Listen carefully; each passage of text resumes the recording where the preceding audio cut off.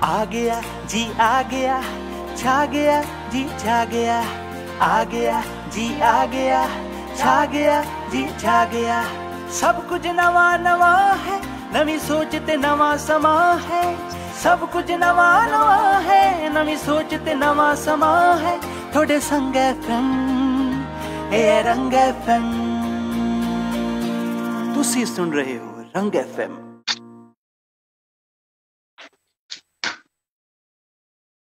खुश आमदीद ਦੋਸਤੋ। ਮੈਂ ਜੇਪਾਲ ਹਾਜ਼ਰ ਹਾਂ ਤੁਹਾਡੀ ਕਚਹਿਰੀ ਦੇ ਵਿੱਚ ਸਿਹਤਨਾਮਾ ਪ੍ਰੋਗਰਾਮ ਲੈ ਕੇ ਡਾਕਟਰ ਪਰਮਜੀਤ ਧੰਜੂ ਜੀ ਦੇ ਨਾਲ। ਸਾਰੇ ਹੀ ਸਰੋਤਿਆਂ ਨੂੰ, ਭੈਣਾਂ ਭਰਾਵਾਂ ਨੂੰ, ਦੋਸਤਾਂ ਨੂੰ ਬਹੁਤ ਹੀ ਪਿਆਰ ਭਰੀ ਤੇ ਨਿੱਘੀ ਸਤਿ ਸ਼੍ਰੀ ਅਕਾਲ। ਸਤਿ ਸ਼੍ਰੀ ਅਕਾਲ ਡਾਕਟਰ ਸਾਹਿਬ, ਕੀ ਹਾਲ ਚਾਲ ਨੇ ਜੀ? ਸਤਿ ਸ਼੍ਰੀ ਅਕਾਲ ਜੀ ਮੈਡਮ ਜੀ, ਸਤਿ ਸ਼੍ਰੀ ਅਕਾਲ। ਬਹੁਤ ਵਧੀਆ ਜੀ, ਤੁਸੀਂ ਸੁਣਾਓ, ਠੀਕ ਠਾਕ ਹੋ? ਹਾਂਜੀ ਹਾਂਜੀ, ਠੀਕ ਠਾਕ, ਵਧੀਆ ਵਧੀਆ ਵਧੀਆ। ਤੇ ਠੰਡ ਕੀ ਕਹਿ ਰਹੀ ਹੈ ਜੀ ਅੱਜ? ਠੰਡ ਕਈ ਰੰਗ ਬਦਲ ਰਹੀ ਹੈ ਜੀ। ਸਵੇਰੇ ਬੜਾ ਨਿੱਘਾ ਨਿੱਘਾ ਮੌਸਮ ਸੀਗਾ ਉਸ ਵਕਤ ਤੇ, ਉਸ ਤੋਂ ਬਾਅਦ ਬਾਰਿਸ਼ ਆ ਗਈ ਤੇ ਫਿਰ ਥੋੜਾ ਠੰਡਾ ਹੋ ਗਿਆ। ਹਾਂ ਬਾਰਿਸ਼ ਸੀ, ਮੈਂ ਵੀ ਸਫ਼ਰ ਵਿੱਚ ਸੀ ਤੇ ਰਸਤੇ 'ਚ ਸੀ ਬਾਰਿਸ਼। ਕਿਣਮਿਣ ਹੁੰਦੀ ਰਹੀ ਸਾਰਾ ਦਿਨ ਤੇ ਸ਼ਾਮੀ ਫਿਰ ਠੀਕ ਹੈ। ਮੌਸਮ ਦੇ ਨਾਲ ਸਿਹਤ ਦਾ ਖਿਆਲ ਰੱਖਣਾ ਬਹੁਤ ਜ਼ਰੂਰੀ। ਹਾਂਜੀ ਡਾਕਟਰ ਸਾਹਿਬ, ਮੈਂ ਇਹੀ ਅੱਜ ਤੁਹਾਡੇ ਕੋਲੋਂ ਪੁੱਛਣ ਵਾਲੀ ਸੀਗੀ ਕਿ ਜਿਹੜਾ ਹੁਣ ਮੌਸਮ ਹੈ, ਜਿਹੜਾ ਮੌਸਮ ਦਾ ਮਿਜ਼ਾਜ ਹੈ, ਇਹ ਹੁਣ ਥੋੜਾ ਜਿਹਾ ਬਦਲਦਾ ਜਾ ਰਿਹਾ ਤੇ ਇਹ ਆਪਣੇ ਦੌਰ 'ਚ ਮੈਨੂੰ ਲੱਗਦਾ ਹੁਣ ਵਿਚਰੂਗਾ। ਉਧਰੋਂ ਕਰੋਨਾ ਦਾ ਚੱਲ ਰਿਹਾ ਦੌਰ, ਉਧਰੋਂ ਮੌਸਮ ਦਾ ਚੱਲ ਰਿਹਾ, ਤੇ ਅੱਜ ਫਿਰ ਕਿਉਂ ਨਾ ਆਪਾਂ ਜਿਹੜੀਆਂ ਮੌਸਮੀ ਬਿਮਾਰੀਆਂ ਨੇ, ਜਿਹੜੀਆਂ ਮੌਸਮ ਦੇ ਨਾਲ ਨੇ, ਸਰਦੀ ਤੋਂ ਹੁੰਦੀਆਂ ਨੇ ਹਨਾ, ਉਹਨਾਂ ਬਾਰੇ ਤੁਸੀਂ ਅੱਜ ਆਓ ਸਰੋਤਿਆਂ ਨੂੰ ਚਾਨਣਾ, ਕਿਸ ਤਰ੍ਹਾਂ ਕਿਹੜੀਆਂ ਕਿਹੜੀਆਂ ਉਹ ਬਿਮਾਰੀਆਂ ਨੇ ਜਿਹੜੀਆਂ ਸਾਨੂੰ ਪਰੇਸ਼ਾਨ ਕਰਦੀਆਂ ਨੇ ਇਸ ਮੌਸਮ ਦੇ ਵਿੱਚ, ਤੇ ਫਿਰ ਅੱਗੇ ਵਾਰਤਾਲਾਪ। ਹਾਂਜੀ ਮੈਡਮ ਜੀ, ਇਸ ਤਰ੍ਹਾਂ ਹੈਗਾ ਵੀ ਜਿਉਂ ਹੀ ਸਰਦੀ ਸ਼ੁਰੂ ਹੁੰਦੀ ਹੈ, ਸਿਆਲ ਦਾ ਆਗਮਨ ਹੁੰਦਾ ਤੇ ਇੱਕਦਮ ਜਦੋਂ ਠੰਡ ਹੁੰਦੀ ਹੈ ਤੇ ਪਹਿਲੀ ਠੰਡ ਜਿਹੜੀ ਆ ਉਹ ਇੱਕਦਮ ਸਟਕ ਕਰਦੀ ਹੈ ਪੇਸ਼ੈਂਟ ਦੇ ਉੱਤੇ, ਮਰੀਜ਼ ਦੇ ਉੱਤੇ, ਚਲੋ ਪਬਲਿਕ ਦੇ ਉੱਤੇ ਕਾਫੀ ਅਸਰ ਪਾਉਂਦੀ ਆ। ਬੰਦਾ ਜਿਸ ਤਰ੍ਹਾਂ ਮੋਰਨਿੰਗ ਵਾਕ ਤੇ ਲੋਕ ਜਾਂਦੇ ਆ ਤੇ ਉਹ ਉਸੇ ਰੂਟੀਨ ਦੇ ਵਿੱਚ, ਜਿੱਦਾਂ ਗਰਮੀ ਤੋਂ ਸਿਆਲ ਦੇ ਵਿੱਚ ਆਉਂਦੇ, ਇੱਕਦਮ ਠੰਡ ਆਉਂਦੀ ਆ ਤੇ ਉੱਦਾਂ ਹੀ ਤੁਰੇ ਜਾਂਦੇ ਆ, ਸੈਰ ਤੇ ਚਲੇ ਜਾਂਦੇ। ਔਰ ਠੰਡ ਲੱਗਦੀ ਬਹੁਤ ਛੇਤੀ, ਉਹ ਸੋਚਦੇ ਆ ਕਿ ਮੈਨੂੰ ਕੱਲ ਤੇ ਕੁਛ ਨਹੀਂ ਸੀ, ਅੱਜ ਕਿੱਦਾਂ ਠੰਡ ਲੱਗ ਜੂਗੀ। ਪਰ ਠੰਡ ਜਦੋਂ ਲੱਗਦੀ ਹੈ ਇਹ ਵੱਟ ਕੱਢ ਦਿੰਦੀ ਹੈ। ਜ਼ੁਕਾਮ ਹੋ ਜਾਂਦਾ, ਅਮੂਮੀ ਮਾੜੀ ਜੀ ਸਿਰ ਠੰਡ ਲੱਗਿਆ, ਸਿਰ ਨੂੰ ਠੰਡ ਲੱਗੀ, ਜ਼ੁਕਾਮ ਹੋਇਆ, ਛਿੱਕਾਂ ਆ ਗਈਆਂ, ਉਹ ਫਿਰ ਬੰਦਾ ਸੋਚਦਾ ਚਲੋ ਪਤਾ ਨਹੀਂ ਟਾਈਮਲੀ ਆ, ਚਾਹ ਪੀ ਲਾਂਗੇ ਜਾਂ ਕੋਈ ਹੋਰ ਗਰਮ ਚੀਜ਼ ਲੈ ਲੈਂਦੇ ਹਾਂ, ਠੀਕ ਹੋ ਜਾਊ। ਪਰ ਜਦੋਂ ਇੱਕ ਵਾਰੀ ਇਹ ਜਦੋਂ ਸਰਦੀ ਆਉਂਦੀ ਹੈ, ਉਦੋਂ ਜਿਹੜੀ ਇਨਫੈਕਸ਼ਨ ਹੈ, ਜਿਹੜੀ ਪ੍ਰੋਬਲਮ ਹੁੰਦੀ ਹੈ ਜ਼ੁਕਾਮ ਦੀ, ਇਹ ਛੇਤੀ ਖਹਿੜਾ ਨਹੀਂ ਛੱਡਦੀ।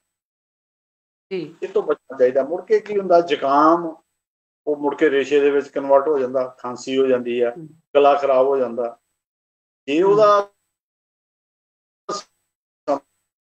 ਬਚਾਅ ਨਾ ਕੀਤਾ ਜਾਵੇ ਤੇ ਗੱਲ ਫਿਰ ਵਿਗੜ, ਕਿਉਂਕਿ ਚੈਸਟ ਇਨਫੈਕਸ਼ਨ ਹੋ ਜਾਂਦੀ ਹੈ। ਕਈਆਂ ਨੂੰ ਠੰਡਾ ਪਾਣੀ ਪੀਂਦੇ ਰਹਿੰਦੇ ਆ। ਇਹ ਤਾਂ ਜਿਹੜਾ ਮਰੀਜ਼ ਆ ਉਹ ਸਮਝਦਾਰ, ਉਹ ਕੋਸਾ ਪਾਣੀ ਪੀਣਾ ਸ਼ੁਰੂ ਕਰ ਦਿੰਦਾ, ਠੰਡੀਆਂ ਚੀਜ਼ਾਂ ਨਹੀਂ ਲੈਂਦਾ, ਠੰਡੇ ਫਲ ਨਹੀਂ ਲੈਂਦਾ, ਖਾਣ ਪੀਣ ਦਾ ਪਰਹੇਜ਼ ਕਰਦਾ, ਫਿਰ ਤਾਂ ਉਹਦੇ ਚੋਂ ਛੇਤੀ ਨਿਕਲ ਜਾਂਦਾ। ਘਰੇਲੂ ਉਪਚਾਰ ਜਿਸ ਤਰ੍ਹਾਂ ਹੁੰਦੇ ਆ, ਮਲੱਠੀ ਲੈ ਲਈ, ਹਾਂਜੀ, ਤੁਲਸੀ ਲੈ ਲਈ, ਇਸ ਤਰ੍ਹਾਂ ਦੀਆਂ ਚੀਜ਼ਾਂ, ਬਨਫਸ਼ਾ ਲੈ ਲਿਆ, ਇਹਨਾਂ ਦੀ ਚਾਹ ਬਣਾ ਕੇ ਲੈ ਲਈ, ਦੇਸੀ ਘਿਓ ਪਾ ਕੇ ਲੈ ਲਿਆ, ਜੇ ਉਹ ਉਹਨੂੰ ਸੂਟ ਕਰਦਾ ਤਾਂ ਇਹ ਤੋਂ ਨਿਕਲ ਜਾਂਦਾ। ਕਈ ਲੋਕ ਨਾ ਸਮਝੀ ਅੱਗੇ ਦੇ ਅੱਗੇ ਹੋਰ ਬਿਮਾਰੀਆਂ ਦੇ ਵਿੱਚ ਧੱਸਦੇ ਜਾਂਦੇ, ਕਈ ਤੇ ਨਮੂਨੀਏ ਤੱਕ ਪਹੁੰਚ ਜਾਂਦੇ ਆ। ਚੈਸਟ ਇਨਫੈਕਸ਼ਨ ਇੰਨੀ ਜ਼ਿਆਦਾ ਹੋ ਜਾਂਦੀ ਆ, ਸਾਡੇ ਕੋਲ ਇੱਥੇ ਆਉਂਦੇ ਆ ਤੇ ਉਹ ਹਾਲਤ ਬਹੁਤ ਵਿਗੜੀ ਹੁੰਦੀ ਹੈ। ਤੇ ਹੈਰਾਨੀ ਹੁੰਦੀ ਹੈ ਕਿ ਵੀ ਲੋਕ ਇੰਨੇ ਲਾਪਰਵਾਹ ਵੀ ਹੈਗੇ ਆ, ਉਹਨਾਂ ਨੂੰ ਆਪਣੀ ਸਿਹਤ ਦੀ ਧਿਆਨ ਹੀ ਨਹੀਂ ਹੈਗਾ। ਇਸ ਤਰ੍ਹਾਂ ਹੈ। ਹਾਂਜੀ। ਤੇ ਡਾਕਟਰ ਸਾਹਿਬ, ਜਿਸ ਤਰ੍ਹਾਂ ਤੁਸੀਂ ਜ਼ੁਕਾਮ ਦੇ ਬਾਰੇ ਗੱਲ ਕੀਤੀ ਆ, ਫਿਰ ਇਹ ਸਭ ਤੋਂ ਪਹਿਲਾਂ ਜਿਹੜਾ ਜ਼ੁਕਾਮ ਹੈ ਇਹ ਸਾਨੂੰ ਜਕੜਦਾ, ਤੇ ਇਸ ਦੇ ਨਾਲ ਨਾਲ ਹੋਰ ਕਿਹੜੀਆਂ ਬਲਾਵਾਂ ਨੇ ਜਿਹੜੀਆਂ ਨਾਲ ਲੱਗ ਜਾਂਦੀਆਂ? ਇਹਨਾਂ ਨੂੰ ਮੈਡਮ ਜੀ ਜਿਹੜੇ ਤੇ ਪੇਸ਼ੈਂਟ ਅਗਰ ਇਹ ਕੰਟਰੋਲ ਨਹੀਂ ਹੋ ਰਿਹਾ ਤੇ ਇਸ ਬਿਮਾਰੀ ਤੋਂ ਪਹਿਲਾਂ ਪ੍ਰਭਾਵਿਤ ਨਹੀਂ ਆ, ਉਹ ਤੇ ਆਉਂਦੇ ਆ, ਗ੍ਰਿਫਤ ਚ ਆਉਂਦੇ ਆ ਤੇ ਨਿਕਲ ਜਾਂਦੇ ਆ। ਜਿਹੜੇ ਲੋਕ ਉਹਨਾਂ ਦੀ ਆਦਤ ਬਣ ਚੁੱਕੀ ਬੋਡੀ ਦੀ, ਉਹਨਾਂ ਨੂੰ ਤਕਰੀਬਨ ਜ਼ੁਕਾਮ ਰੇਸ਼ਾ ਹੋਇਆ ਹੀ ਰਹਿੰਦਾ, ਬਹੁਤ ਛੇਤੀ ਇਹਦੇ ਕਾਬੂ ਦੇ ਵਿੱਚ ਆਉਂਦੇ ਆ। ਔਰ ਉਹਨਾਂ ਨੂੰ ਅਸੀਂ ਉਹਨੂੰ ਟੋਟਲੀ ਜਿੱਥੋਂ ਜ਼ੁਕਾਮ ਸ਼ੁਰੂ ਹੁੰਦਾ ਤੇ ਨਮੂਨੀਆ ਤੱਕ, ਇਹਨੂੰ ਅਸੀਂ ਕਰੈਜ਼ਾ ਲਾਈਕ ਇਲਨੈਸ ਕਹਿੰਦੇ। ਕਰੈਜ਼ਾ ਜ਼ੁਕਾਮ ਵਰਗੀ ਇਲਨੈਸ ਕੋਈ ਇੱਕ ਵੱਖਰੀ ਨਹੀਂ ਹੁੰਦੀ। ਪਹਿਲਾਂ ਜ਼ੁਕਾਮ ਹੋਇਆ, ਛਿੱਕਾਂ ਹੋਈਆਂ, ਛਿੱਕਾਂ ਆ ਗਈਆਂ, ਨੱਕ ਦੇ ਵਿੱਚੋਂ ਪਾਣੀ ਵਗ ਗਿਆ, ਛਿੱਕਾਂ ਆਈਆਂ, ਮੁੜ ਕੇ ਉਹ ਹੌਲੀ ਹੌਲੀ ਉਹਨੂੰ ਗਲੇ ਦੇ ਵਿੱਚੋਂ ਘੁਗਾਰ ਆਉਣ ਲੱਗ ਪਿਆ, ਥੋੜੀ ਥੋੜੀ ਖਾਂਸੀ ਆਉਣ ਲੱਗ ਪਈ, ਮੁੜ ਕੇ ਉਹ ਰੇਸ਼ਾ ਹੋ ਗਿਆ। ਇਹ ਸਾਰਾ ਕੁਝ ਕਰੈਜ਼ਾ ਲਾਈਕ ਇਲਨੈਸ। ਪਰ ਅੱਜ ਕੱਲ ਜਿੱਦਾਂ ਆਹ ਸਾਲ ਚੱਲ ਰਿਹਾ ਕਰੋਨਾ ਤੋਂ ਲੈ ਕੇ ਹੁਣ ਤੱਕ, ਇਹਦੇ ਵਿੱਚ ਬਹੁਤ ਹੀ ਜ਼ਿਆਦਾ ਧਿਆਨ ਦੇਣ ਦੀ ਲੋੜ ਹੈ, ਕਿਉਂਕਿ ਪੂਰਾ ਸ਼ੱਕ ਬਣਿਆ ਰਹਿੰਦਾ ਵੀ ਕੋਈ ਐਸੀ ਵੈਸੀ ਕੋਈ ਸਵੀਅਰ ਇਨਫੈਕਸ਼ਨ ਨਾ ਹੋ। ਹੁਣ ਵੀ ਸਾਨੂੰ ਫੋਨ ਆਉਂਦੇ ਆ ਤੇ ਉਹ ਸਾਨੂੰ ਕਹਿੰਦੇ ਕਿਤੇ ਏਦਾਂ ਤਾਂ ਨਹੀਂ ਹੈਗਾ। ਸਾਨੂੰ ਇਹੀ ਕਹੀਦਾ ਵੀ ਤੁਸੀਂ ਖਿਆਲ ਰੱਖੋ ਆਪਣਾ, ਇਹਦਾ ਖਿਆਲ ਰੱਖੋ, ਛੇਤੀ ਤੋਂ ਛੇਤੀ ਇਹਦੇ ਚੋਂ ਨਿਕਲਣ ਦੀ ਕੋਸ਼ਿਸ਼ ਕਰੋ। ਇਹ ਜਿਹੜਾ ਹੁਣ ਚੱਲ ਰਿਹਾ ਵਾ, ਜੋ ਸਿਸਟਮ ਚੱਲ ਰਿਹਾ, ਇਹਦੇ ਵਿੱਚ ਅੱਗੇ ਅਸੀਂ ਕਹਿੰਦੇ ਸੀ ਕੋਈ ਘਰ 'ਚ ਦਵਾਈ ਪੁਰਾਣੀ ਪਈ ਹੈ ਜ਼ੁਕਾਮ ਦੀ ਤੇ ਉਹ ਖਾ ਲਓ ਤੁਸੀਂ। ਹੁਣ ਅਸੀਂ ਇਹ ਵੀ ਨਹੀਂ ਕਹਿ ਸਕਦੇ, ਕਿਉਂਕਿ ਇੱਦਾਂ ਨਹੀਂ ਅਸੀਂ ਕਹਿ ਸਕਦੇ। ਅਸੀਂ ਉਹਨਾਂ ਨੂੰ ਕਹੀਦਾ ਵੀ ਬਕਾਇਦਾ ਸਿੰਪਟਮਸ ਦੱਸੋ ਸਾਨੂੰ, ਕਿਹੋ ਜਿਹਾ ਸਿੰਪਟਮਸ ਪੈਦਾ ਹੋਏ ਆ, ਕੀ ਹੋਇਆ, ਤੁਹਾਨੂੰ ਕੀ ਲੱਗਦਾ, ਚੱਕਰ ਤਾਂ ਨਹੀਂ ਆਉਂਦੇ, ਸਾਹ ਠੀਕ ਤਰ੍ਹਾਂ ਆਉਂਦਾ, ਫਿਰ ਹੀ ਅਸੀਂ ਉਹਨਾਂ ਨੂੰ ਕੋਈ ਨਾ ਕੋਈ ਐਡਵਾਈਸ ਦੇਈ। ਇਸ ਤਰ੍ਹਾਂ ਨਹੀਂ ਹੈਗਾ ਵੀ ਘਰੇ ਕੋਈ ਗੋਲੀਆਂ ਪਈਆਂ, ਐਂਟੀਬਾਇਓਟਿਕ ਪਿਆ, ਐਲੋਪੈਥਿਕ ਦਵਾਈ ਪਈ ਆ, ਤੁਸੀਂ ਲੈ ਲਈ, ਉਹਦੇ ਨਾਲ ਤੁਸੀਂ ਮੁਸੀਬਤ ਦੇ ਵਿੱਚ ਵੀ ਫਸ ਸਕਦੇ। ਜਿਸ ਤਰ੍ਹਾਂ ਹੁਣ ਆਮ ਹੀ ਮੇਰਾ ਖਿਆਲ ਘਰਾਂ ਦੇ ਵਿੱਚ ਆਕਸੀਮੀਟਰ ਵਗੈਰਾ ਜਿਹੜੇ ਉਹ ਆਏ ਆਕਸੀਜਨ ਮਾਪਣ ਵਾਲਾ, ਉਹ ਪਹਿਲਾਂ ਜ਼ਰੂਰ ਦੇਖ ਲੈਣਾ ਚਾਹੀਦਾ ਕਿ ਆਕਸੀਜਨ ਸਹੀ ਆ, ਕਿਉਂਕਿ ਕਿਸੇ ਵੇਲੇ ਵੀ ਇਹ ਅਸੀਂ ਇਹੋ ਜਿਹੇ ਮਕਾਮ ਤੇ ਖੜੇ ਹਾਂ ਕਿ ਕਿਸੇ ਵੇਲੇ ਕੋਈ ਸਵੀਅਰ ਇਨਫੈਕਸ਼ਨ ਦੇ ਵਿੱਚ ਆ ਸਕਦਾ, ਉਹਦਾ ਧਿਆਨ। ਬਿਲਕੁਲ ਜੋ ਹਾਲਾਤ ਚੱਲ ਰਹੇ ਨੇ ਅੱਜ ਦੇ, ਇਹ ਇਹਨਾਂ ਹਾਲਾਤਾਂ ਦੇ ਵਿੱਚ ਪੋਸੀਬਲ ਹੋ ਸਕਦਾ। ਅਸੀਂ ਰਿਆਇਤ ਨਹੀਂ ਦੇ ਸਕਦੇ ਇਹਦੇ ਵਿੱਚ ਵੀ ਕੋਈ ਗੱਲ ਨਹੀਂ ਆ, ਤੈਨੂੰ ਨਹੀਂ ਹੋਣਾ, ਤੈਨੂੰ ਨਹੀਂ ਸਵੇਅਰ ਨਹੀਂ ਹੋ ਸਕਦਾ, ਤੂੰ ਵੈਸੇ ਹੀ ਹੈ ਜ਼ੁਕਾਮ ਹੋਇਆ। ਇਹ ਤਾਂ ਪੇਸ਼ੈਂਟ ਨੂੰ ਖੁਦ ਪਤਾ ਹੋਣਾ ਚਾਹੀਦਾ ਵੀ ਮੈਂ ਬਾਹਰ ਗਿਆ ਸੀ, ਮੈਨੂੰ ਠੰਡ ਲੱਗੀ ਆ, ਜਾਂ ਮੈਂ ਕਿਤੇ ਬਾਜ਼ਾਰ ਦੇ ਵਿੱਚੋਂ ਕੋਈ ਇਹ ਬਿਮਾਰੀ ਸੇਟ ਕੇ ਲੈ ਕੇ ਆਇਆ, ਉਹਨੂੰ ਖੁਦ ਪਤਾ ਹੁੰਦਾ। ਬਾਕੀ ਜੇ ਉਹ ਸਿਆਣਾ ਵਾ ਤੇ ਉਹ ਨਿਕਲ ਜਾਂਦਾ ਵਾ, ਪਹਿਲਾਂ ਆਪਣਾ ਪ੍ਰਚਾਰ ਕਰਦਾ, ਫਿਰ ਡਾਕਟਰ ਦੀ ਸਲਾਹ ਜ਼ਰੂਰ ਲੈਂਦਾ। ਔਰ ਕੋਸ਼ਿਸ਼ ਕਰੋ ਵੀ ਇਹਦੇ ਤੋਂ ਬੜਾ ਖਾਣ ਪੀਣ ਦਾ ਪਰਹੇਜ਼ ਪੂਰਾ ਰੱਖਣਾ ਚਾਹੀਦਾ। ਐਸੀ ਠੰਡ ਦੇ ਵਿੱਚ ਵੀ ਆਈਸਕ੍ਰੀਮਾਂ ਖਾਈ ਜਾਂਦੇ ਆ, ਫਾਸਟ ਫੂਡ ਲਈ ਜਾਂਦੇ ਬਾਜ਼ਾਰ ਦੇ ਵਿੱਚੋਂ, ਤਰ੍ਹਾਂ ਦੇ ਫਾਸਟ ਫੂਡ ਲਈ ਜਾਂਦੇ, ਉਹ ਥਰੂ ਆਊਟ ਵੀਕ ਹੀ ਲਈ ਜਾਂਦੇ ਆ, ਸਾਰਾ ਹਫ਼ਤਾ ਹੀ। ਆਪਾਂ ਪਿੱਛੇ ਵੀ ਗੱਲ ਕੀਤੀ ਸੀ ਵੀ ਹਫ਼ਤੇ ਦੇ ਵਿੱਚ ਇੱਕ ਵਾਰੀ ਤੁਸੀਂ ਵੱਧ ਪਰਹੇਜ਼ੀ ਕਰ ਲਓ, ਇਹ ਥੋੜਾ ਵੀ ਨਹੀਂ ਤੁਸੀਂ ਗਲਤ ਮਲਤ ਖਾਈ ਜਾਓਗੇ, ਹਨਾ, ਚਾਟਾਂ ਖਾਈ। ਡਾਕਟਰ ਸਾਹਿਬ ਕਈ ਵਾਰੀ ਬਾਜ਼ਾਰ ਚੋਂ ਜਦੋਂ ਅਸੀਂ ਚੀਜ਼ਾਂ ਲੈ ਕੇ ਖਾਂਦੇ ਆ, ਅਸੀਂ ਸਿਰਫ ਸਵਾਦ ਦੇਖਦੇ ਉਹਨਾਂ ਚੀਜ਼ਾਂ ਦੇ, ਕਿ ਆ ਬਹੁਤ ਸਵਾਦ ਹੈ, ਇਹ ਹੈ ਉਹ ਹੈ, ਉਹਨਾਂ ਚੋਂ ਹੀ ਕਈ ਚੀਜ਼ਾਂ ਸਾਨੂੰ ਇਨਫੈਕਸ਼ਨ ਕਰਦੀਆਂ ਨੇ ਤੇ ਕਈ ਨਾਲ ਗਲਾ ਖਰਾਬ ਹੋ ਕੇ ਸਾਨੂੰ ਖਾਂਸੀ ਸ਼ੁਰੂ ਹੋ ਜਾਂਦੀ ਹੈ। ਉਹ ਉਹਨਾਂ ਚੀਜ਼ਾਂ ਦਾ ਅਸਰ ਹੁੰਦਾ ਜਾਂ ਨਾਲ ਉਹਦੇ ਵਿੱਚ ਜ਼ੁਕਾਮ ਦਾ ਵੀ ਕੋਈ ਰੋਲ ਹੁੰਦਾ? ਪਹਿਲਾਂ ਤੇ ਠੰਡ ਮੇਨ ਹੈਗੀ ਆ, ਵਿੱਚ ਸਰਦੀ ਲੱਗ ਗਈ, ਤੁਸੀਂ ਕੱਪੜਾ ਫੇਸ ਆਪਣਾ ਨਹੀਂ ਕਵਰ ਕਰਕੇ ਗਏ, ਤੜਕੇ ਉੱਠ ਕੇ ਤੁਹਾਨੂੰ ਸੈਰ ਕਰਨ ਦੀ ਆਦਤ ਹੈਗੀ ਆ, ਚੰਗੀ ਆਦਤ ਹੈ, ਸੈਰ ਕਰਨੀ ਚਾਹੀਦੀ ਹੈ, ਮਾਰਨਿੰਗ ਵਾਕ ਤੇ ਜਾਣਾ ਚਾਹੀਦਾ। ਪਰ ਦੇਖੋ ਨਾ ਕਿਸ ਤਰ੍ਹਾਂ ਧੁੰਦ ਆ, ਉਸ ਪਈ ਹੋਈ ਆ, ਤੁਸੀਂ ਸਿਰ ਨਹੀਂ ਢੱਕਿਆ ਹੋਇਆ, ਥੱਲੇ ਜਿਹੜੇ ਅੰਡਰ ਗਾਰਮੈਂਟਸ ਨਹੀਂ ਪਾਏ ਹੋਏ, ਜਰਾਬਾਂ ਬੂਟ ਜਰਾਬਾਂ ਪ੍ਰੋਪਰ ਨਹੀਂ ਪਾਏ, ਸਿਰ ਨਹੀਂ ਢੱਕਿਆ ਹੋਇਆ, ਤੇ ਤੁਹਾਨੂੰ ਸਰਦੀ ਲੱਗ ਕੇ ਪ੍ਰੋਬਲਮ ਆ ਸਕਦੀ ਹੈ। ਉਸ ਤੋਂ ਬਾਅਦ ਜਿਹੜਾ ਖਾਣ ਪੀਣ ਵਾਲੀਆਂ ਚੀਜ਼ਾਂ ਵਾ, ਹੁਣ ਈਵਨ ਅੱਗੇ ਅਸੀਂ ਕਹਿੰਦੇ ਸੀ ਵੀ ਚਲੋ ਫਲ ਤੁਸੀਂ ਲੈ ਲਓ, ਹੁਣ ਫਲਾਂ ਦੇ ਵਿੱਚ ਵੀ ਇਨਫੈਕਸ਼ਨ ਹੋ ਸਕਦੀ ਹੈ, ਫਲਾਂ ਨੂੰ ਵੀ ਬਚਾ ਕੇ ਖਾਣਾ ਚਾਹੀਦਾ। ਜਿੰਨੇ ਵੀ ਫਲ ਤੁਸੀਂ ਲੈ ਕੇ ਆਉਂਦੇ ਹੋ ਘਰ, ਕੋਈ ਵੀ ਚੀਜ਼ ਆ, ਸੇਬ ਹੈ, ਕੇਲੇ ਆ, ਕੋਈ ਹੋਰ ਫਰੂਟਸ ਲੈ ਕੇ ਆਉਂਦੇ ਆ, ਉਹਨਾਂ ਨੂੰ ਵੀ ਸਟਰਲਾਈਜ਼ ਕਰੋ, ਉਹਨਾਂ ਨੂੰ ਸਾਫ਼ ਕਰੋ, ਉਹਨਾਂ ਨੂੰ ਪਾਣੀ 'ਚ ਗੁਣਗੁਣੇ ਪਾਣੀ ਦੇ ਵਿੱਚ ਧੋਵੋ। ਔਰ ਏਦਾਂ ਨਹੀਂ ਐਵੇਂ ਲਿਆਂਦੇ ਤੇ ਉੱਦਾਂ ਹੀ ਰਿਟੋ ਲਿਆਂਦੇ ਤੇ ਚੁੱਕ ਕੇ ਖਾ ਲਿਆ, ਪਤਾ ਨਹੀਂ ਕਿੱਥੋਂ ਆਏ, ਕਿੱਦਾਂ ਘੁੰਮਦੇ ਆਏ ਆ। ਬਿਲਕੁਲ ਪਤਾ ਨਹੀਂ ਕਿਹੜੇ ਹੱਥ ਲੱਗੇ ਆ। ਹਰੇਕ ਮਰੀਜ਼ ਦਾ ਆਪਣਾ ਟੈਂਪਰਾਮੈਂਟ ਹੁੰਦਾ, ਕਿਸੇ ਨੂੰ ਜੀ ਇੰਨੀ ਸਰਦੀ ਦੇ ਵਿੱਚ ਵੀ ਕੇਲਾ ਸੂਟ ਕਰ ਜਾਂਦਾ, ਕਿਸੇ ਨੂੰ ਨਹੀਂ ਕਰਦਾ। ਲੋਕ ਕਿੰਨੂ ਆਇਆ ਹੋਇਆ ਬਾਜ਼ਾਰ ਦੇ ਵਿੱਚ, ਤੁਸੀਂ ਮੋਗੇ ਆਏ ਹੋਏ ਮੇਰਾ ਖਿਆਲ, ਤੇ ਮੋਗੇ ਵੀ ਬੜਾ ਹਾਂਜੀ ਕਿੰਨੂਆਂ ਦੇ ਢੇਰ ਲੱਗੇ ਹੋਏ ਆ। ਤੇ ਇਹ ਹਰ ਇੱਕ ਲਈ ਨਹੀਂ ਬਣਿਆ। ਜਗ੍ਹਾ ਤੇ ਜੀ ਜੂਸ, ਜਗ੍ਹਾ ਮੀਂਹ ਪੈਂਦੇ ਦੇ ਵਿੱਚ ਵੀ ਜਗ੍ਹਾ ਤੇ ਕਿੰਨੂਆਂ ਦੇ ਢੇਰ ਤੇ ਜੂਸ ਵਾਲੇ ਖੜੇ ਹੋਏ ਸੀਗੇ। ਦੇਖਾ ਦੇਖੀ ਮੈਡਮ ਜੀ, ਗੱਡੀਆਂ ਰੁਕ ਕੇ ਲੋਕ ਜੂਸ ਪੀ ਰਹੇ ਸੀ। ਹਾਂਜੀ ਉਹ ਦੇਖਾ ਕੀ ਕਰ ਰਿਹਾ। ਹਰ ਇੱਕ ਬੰਦੇ ਦਾ, ਮੈਂ ਦੱਸਣਾ ਚਾਹਾਂਗਾ, ਹਰ ਇੱਕ ਦਾ ਟੈਂਪਰਾਮੈਂਟ ਅਲੱਗ। ਕਿਸੇ ਨੂੰ ਰੋਜ਼ਾਨਾ ਵੀ ਉਹ ਸੂਟ ਕਰ ਜਾਏਗਾ, ਤੇ ਕਿਸੇ ਨੂੰ ਇੱਕ ਦਿਨ ਵੀ ਉਹ ਪੀਤਾ ਹੋਇਆ ਉਹ ਨੁਕਸਾਨਦੇਹ ਹੋ ਸਕਦਾ। ਤੁਸੀਂ ਕਿਸੇ ਵੀ ਬਿਮਾਰੀ ਦੀ ਗ੍ਰਿਫਤ 'ਚ ਆ ਸਕਦੇ ਆ। ਦੇਖਾ ਦੇਖੀ ਨਾ ਕਰੋ। ਜਿਸ ਤਰ੍ਹਾਂ ਜੇ ਤੁਸੀਂ ਕੁਝ ਖਾਣਾ ਹੀ ਆ, ਜਿੱਦਾਂ ਮੈਂ ਆਮ ਹੀ ਅਸੀਂ ਦੱਸੀਦਾ ਕਿ ਸਰਦੀ ਦੇ ਵਿੱਚ ਅਲਸੀ ਸਾਡੇ ਦੁਆਬੇ ਤੇ ਮਾਝੇ ਦੇ ਖਾਸ ਅਲਸੀ ਬਣਾਉਂਦੇ ਆ, ਪਿੰਨੀਆਂ ਬਣਾ ਲਈਆਂ ਵਧੀਆ ਤਰੀਕੇ ਨਾਲ। ਜੇ ਤੁਸੀਂ ਉਹ ਬਣਾਓਗੇ ਤੇ ਉਹ ਖਾਓਗੇ ਤੇ ਉਹ ਮੇਰਾ ਸਰਦੀ ਤੋਂ ਵੀ ਬਚਿਆ ਜਾ ਸਕਦਾ।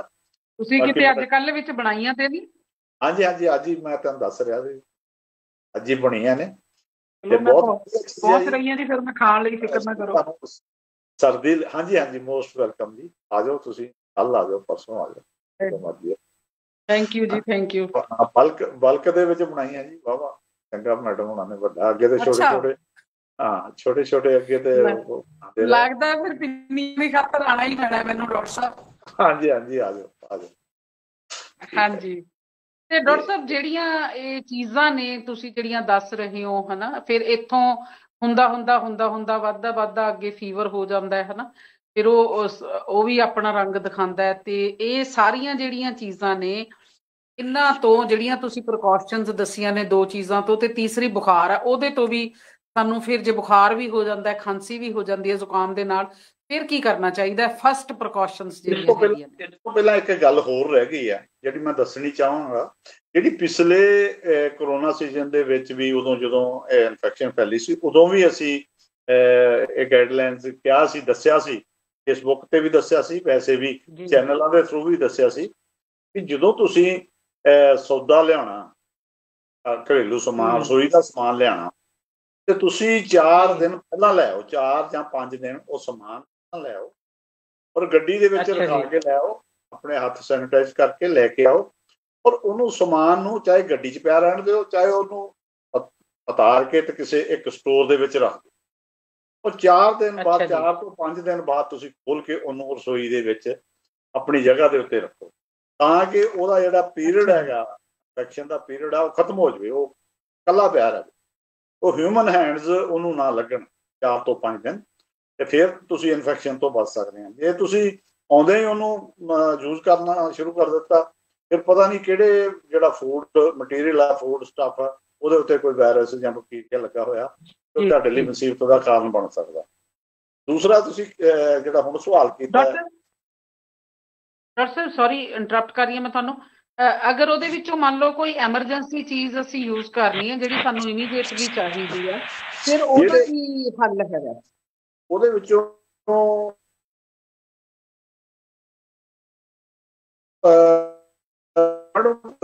ਮਟੀਰੀਅਲ ਹੁੰਦੇ ਜਿਹੜੇ ਹੁੰਦੇ ਆ, ਪੈਕਡ ਮਟੀਰੀਅਲ ਹੁੰਦਾ ਵਾ, ਜਿੱਦਾਂ ਪੈਕਟ ਕੋਈ ਬਣਿਆ ਹੋਇਆ, ਵੇਸਣ ਦਾ ਕੋਈ ਪੈਕਟ ਬਣਿਆ ਹੋਇਆ, ਜਾਂ ਕੋਈ ਹਲਦੀ ਦਾ ਪੈਕਟ ਬਣਿਆ ਹੋਇਆ, ਬੰਦ ਪਿਆ ਵਾ ਬਿਲਕੁਲ, ਤੇ ਉਹ ਪੈਕਟ ਤੁਸੀਂ ਆਰਾਮ ਨਾਲ ਉਹਦੇ ਤੋਂ ਉਠਾ ਕੇ ਉਹਨੂੰ ਸੈਨੀਟਾਈਜ਼ ਕਰ ਲਓ, ਬਾਹਰੋਂ ਲਿਫਾਫੇ ਨੂੰ ਸੈਨੀਟਾਈਜ਼ ਕਰ ਲਓ, ਆਪਣੇ ਹੱਥਾਂ ਨੂੰ ਉਹਨੂੰ ਤੁਸੀਂ ਲਿਜਾ ਕੇ ਰੱਖ ਸਕਦੇ ਹੋ। ਇੱਦਾਂ ਨਹੀਂ ਆ ਵੀ ਸਾਰਾ ਹੀ ਸਮਾਨ ਤੁਸੀਂ ਇੱਕਦਮ ਰਸੋਈ ਦੇ ਵਿੱਚ ਲੈ ਜਾਓ, ਤੇ ਉਹ ਕਿਸੇ ਵੇਲੇ ਵੀ ਤੁਸੀਂ ਉਹਦੇ ਵਿੱਚ ਗ੍ਰਿਫਤ 'ਚ ਆ ਸਕਦੇ ਹੋ। ਜਿੱਦਾਂ ਹੁਣ ਐਮਰਜੈਂਸੀ ਆ, ਦਹੀਂ ਆ, ਦੁੱਧ ਦੇ ਪੈਕਟ ਆ ਰਹੇ ਆ, ਤੇ ਉਹ ਤਾਂ ਆਪਾਂ ਨਹੀਂ 4 ਦਿਨ ਰੱਖ ਸਕਦੇ।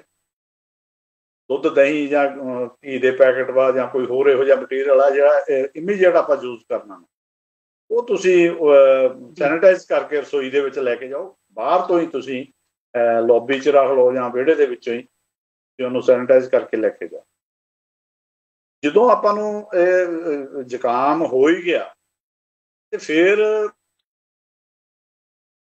ਉਹਨੂੰ ਘਟਾ ਦੇਣਾ ਚਾਹੀਦਾ ਵਾ। ਠੰਡ 'ਚ ਫਿਰ ਬਿਲਕੁਲ ਨਾ ਜਾਓ, ਰੈਸਟ ਕਰੋ, ਕੋਸਾ ਪਾਣੀ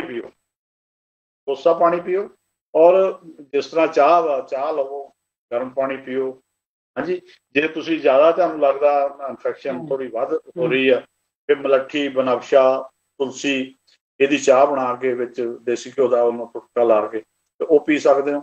ਉਸ ਤੋਂ ਬਾਅਦ ਜੇ ਨਹੀਂ ਉਹ ਤੁਹਾਨੂੰ ਲੱਗਦਾ ਕਿ ਵੀ ਆਊਟ ਆਫ ਕੰਟਰੋਲ ਹੋ ਰਿਹਾ, ਫਿਰ ਤੁਸੀਂ ਕਿਸੇ ਹੋਮਿਓਪੈਥਿਕ ਡਾਕਟਰ ਦੇ ਕੋਲ ਜਾਓ ਤੇ ਆਮ ਹੀ ਆਰਾਮ ਨਾਲ ਹੀ ਦਵਾਈ 1-2 ਦਿਨ ਦੇ ਵਿੱਚ ਉਹਨੂੰ ਜਿਹੜਾ ਫਾਇਦਾ ਤੁਹਾਡਾ ਜ਼ੁਕਾਮ ਘੱਟ ਕਰ ਦੇ, ਉਹ ਲਓ। ਡਾਕਟਰ ਨੂੰ ਦੱਸੋ ਮੇਰੇ ਇਹਦੇ ਵਿੱਚ ਇਹ ਨਹੀਂ ਹਰ ਇੱਕ ਲਈ ਉਹ ਜ਼ੁਕਾਮ ਦੀ ਰਿਸ਼ੇ ਦੀ ਦਵਾਈ ਇੱਕ ਨਹੀਂ ਹੁੰਦੀ, ਹਰ ਇੱਕ ਦੀ ਅਲੱਗ ਹੁੰਦੀ ਹੈ। ਡਾਕਟਰ ਨੂੰ ਆਪਣੇ ਸਿੰਪਟਮਸ ਦੱਸੋ, ਅਲਾਮਤਾਂ ਦੱਸੋ ਵੀ ਮੈਨੂੰ ਆਹ ਕੁਝ ਹੋਇਆ, ਮੈਨੂੰ ਗਰਮ ਪਾਣੀ ਦੇ ਨਾਲ ਰਿਲੀਫ ਮਿਲਦਾ, ਜਾਂ ਮੈਨੂੰ ਓਪਨ-ਏਅਰ 'ਚ ਰਿਲੀਫ ਮਿਲਦਾ, ਮੈਨੂੰ ਸਿਰ ਦਰਦ ਹੋ ਰਿਹਾ, ਕਿੱਦਾਂ ਦਾ ਸਿਰ ਦਰਦ ਹੋ ਰਿਹਾ, ਡਲ ਹੋ ਰਿਹਾ, ਕਿ ਵੈਸੇ ਈਰਿੰਗ ਹੋ ਰਹੀ ਹੈ, ਪੇਨ ਹੋ ਰਹੀ ਆ, ਬਲਗਮ ਕਿਸ ਤਰ੍ਹਾਂ ਦੀ ਆ ਰਹੀ ਆ। ਇਹ ਸਾਰੇ ਸਿੰਪਟਮਸ ਤੁਸੀਂ ਦੱਸੋਗੇ, ਇੱਕ ਕਲੀਅਰ ਕੱਟ ਦਵਾਈ ਇੱਕ ਬਣੇਗੀ। ਉਹ ਦਵਾਈ ਤੁਸੀਂ ਲੈਂਦੇ ਸਾਰੀ 1 ਦਿਨ 'ਚ ਵੀ ਠੀਕ ਹੋ ਸਕਦੇ, 2 ਜਾਂ 3 ਦਿਨ, ਇਹਦੂ ਜ਼ਿਆਦਾ ਨਹੀਂ। ਹੋਮਿਓਪੈਥੀ ਬਹੁਤ ਸ਼ਾਰਟ ਹੈ। ਹੋਰ ਦਵਾਈਆਂ ਦੇ ਵਿੱਚ ਤੇ ਇਹ ਹੁੰਦਾ ਨਾ, ਤੁਹਾਨੂੰ ਜ਼ੁਕਾਮ ਚੱਲ ਰਿਹਾ, ਫਿਰ ਪਹਿਲਾਂ ਤੁਹਾਨੂੰ ਰੇਸ਼ਾ ਹੋਏਗਾ, ਫਿਰ ਤੁਸੀਂ ਦਵਾਈ ਖਾਂਦੇ ਰਹੋਗੇ 5-7 ਦਿਨ, ਤਕਰੀਬਨ ਹਫ਼ਤਾ 1 ਵੀਕ ਲੱਗ ਹੀ ਜਾਂਦਾ। ਪਰ ਹੋਮਿਓਪੈਥੀ ਜੇ ਤੁਸੀਂ ਸਟਾਰਟ ਦੇ ਵਿੱਚ ਹੀ ਜਦੋਂ ਤੁਸੀਂ ਲਿਆ ਗਰਮ ਪਾਣੀ ਲਿਆ, ਜਾਂ ਇਹ ਮਲੱਠੀ ਵਗੈਰਾ ਜਾਂ ਜੋ ਵੀ ਤੁਸੀਂ ਘਰੇਲੂ ਉਪਚਾਰ ਕੀਤਾ, ਨਹੀਂ ਠੀਕ ਆਇਆ, 2-4 ਘੰਟੇ 'ਚ ਕੰਟਰੋਲ ਨਹੀਂ ਹੋਇਆ, ਤੁਸੀਂ ਹੋਮਿਓਪੈਥੀ ਦਵਾਈ ਲੈ ਲਈ, 2 ਜਾਂ 3 ਦਿਨ ਦੇ ਵਿੱਚ ਤਕਰੀਬਨ ਇਹ ਠੀਕ ਹੋ ਜਾਂਦਾ। ਤੇ ਡਾਕਟਰ ਸਾਹਿਬ ਇਹਦੇ ਵਿੱਚ ਸਟੀਮ ਔਰ ਜਾਂ ਵਿਕਸ ਵਗੈਰਾ ਇਹ ਕਿੰਨੀ ਕੁ ਸਾਨੂੰ ਕਾਰਗਰ ਸਹਾਈ ਹੁੰਦੀ ਆ, ਕਿੰਨੀ ਕੁ ਇਹਦੇ ਨਾਲ ਸਾਨੂੰ ਹੈਲਪ ਮਿਲਦੀ? ਲੋਕਲ ਐਪਲੀਕੇਸ਼ਨਸ ਆ ਉਹ ਇੰਨੀਆਂ ਕੋਈ ਜ਼ਿਆਦਾ ਇੰਪੋਰਟੈਂਟ ਨਹੀਂ ਹੈ। ਸਟੀਮ ਕਾਫੀ ਹੱਦ ਤੱਕ, ਕਿਉਂਕਿ ਕੁਝ ਆਪਣੇ ਜਿਹੜੇ ਠੰਡ ਦੇ ਪੈਪਰਸ ਹੈ ਆਪਣੇ ਨੋਸਟਰਲ ਦੇ ਵਿੱਚ ਅੰਦਰ ਗਏ ਹੁੰਦੇ ਆ, ਤੇ ਉਹ ਉੱਥੇ ਜਿਹੜੇ ਸੈਂਟਰ ਬਣੇ ਹੁੰਦੇ ਆ, ਇਨਫੈਕਸ਼ਨ ਦੇ ਸੈਂਟਰ ਹੁੰਦੇ ਆ, ਸਟੀਮ ਉਹਨੂੰ ਕਾਫੀ ਹੱਦ ਤੱਕ ਕੰਟਰੋਲ ਕਰ ਦਿੰਦੀ। ਇਹ ਸਟੀਮ ਲੈ ਲਈ ਜਾਵੇ, ਜੇ ਤੁਹਾਡੇ ਕੋਲ ਉਹ ਹੈਗਾ ਘਰ ਦੇ ਵਿੱਚ ਜੱਗ ਜਿਹਾ ਸਟੀਮਰ ਬਣਿਆ ਹੈਗਾ ਵਾ, ਫਿਰ ਤੁਸੀਂ ਥੋੜਾ ਜਿਹਾ ਬਚਾਅ ਜ਼ਰੂਰ ਰੱਖਣਾ ਹੁੰਦਾ। ਜਦੋਂ ਬੰਦੇ ਨੂੰ ਠੰਡ ਲੱਗੀ ਹੁੰਦੀ ਹੈ ਤੇ ਅਮੂਮਨ ਕੀ ਕਰਦਾ, ਨੇੜੇ ਤੋਂ ਨੇੜੇ ਹੋ ਕੇ ਉਹ ਸਟੀਮ ਲੈਣ ਦੀ ਕੋਸ਼ਿਸ਼ ਕਰਦਾ। ਅੱਛਾ ਜੀ।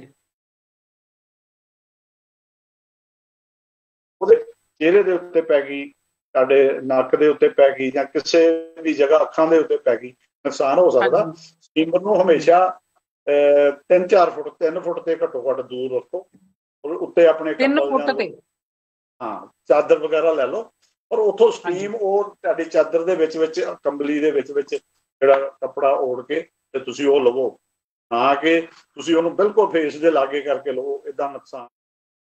ਜੇ ਤੁਸੀਂ ਤੁਹਾਡੇ ਕੋਲ ਸਟੀਮਰ ਨਹੀਂ ਹੈਗਾ, ਫਿਰ ਤੁਸੀਂ ਇੱਕ ਪਤੀਲੇ ਦੇ ਵਿੱਚ ਪਾਣੀ ਪਾ ਕੇ ਉਹਨੂੰ ਉੱਤੋਂ ਬੰਦ ਕਰਕੇ ਢੱਕਣ ਦੇ ਕੇ ਉਹ ਸਟੀਮ ਉਹਦੇ 'ਚ ਇਕੱਠੀ ਕਰਕੇ ਉਹ ਅੰਦਰ ਲੈ ਆਓ। ਤੁਸੀਂ ਇੱਕ ਸਾਈਡ ਤੇ ਕੋਈ ਚੀਜ਼ ਕੋਈ ਫੱਟੀ ਪਈ ਹੈ ਜਾਂ ਕੋਈ ਚੀਜ਼ ਰੱਖ ਕੇ ਉਹਦੇ ਉੱਤੇ ਉਹਨੂੰ ਰੱਖੋ, ਔਰ ਉਹਨੂੰ ਇੱਕਦਮ ਉੱਪਰੋਂ ਉਠਾ ਨਾ ਦਿਓ, ਢੱਕਣਾ ਉਠਾ ਨਾ ਦਿਓ, ਥੋੜਾ ਜਿਹਾ ਢੱਕਣਾ ਉਠਾਓ, ਤੁਹਾਡੇ ਉਹ ਜਿਹੜਾ ਕੱਪੜਾ ਵਾ ਉਹਦੇ ਵਿੱਚ ਉਹ ਭਾਫ ਆ ਜਾਏਗੀ, ਤੁਸੀਂ ਉਹਨੂੰ ਆਪਣੇ ਅੰਦਰ ਲੈ ਜਾਓਗੇ, ਨੱਕ ਰਾਹੀਂ, ਮੂੰਹ ਰਾਹੀਂ, ਤੇ ਗਲੇ ਦੇ ਵਿੱਚੋਂ ਵੀ ਔਰ ਨੱਕ ਦੇ ਵਿੱਚ ਵੀ।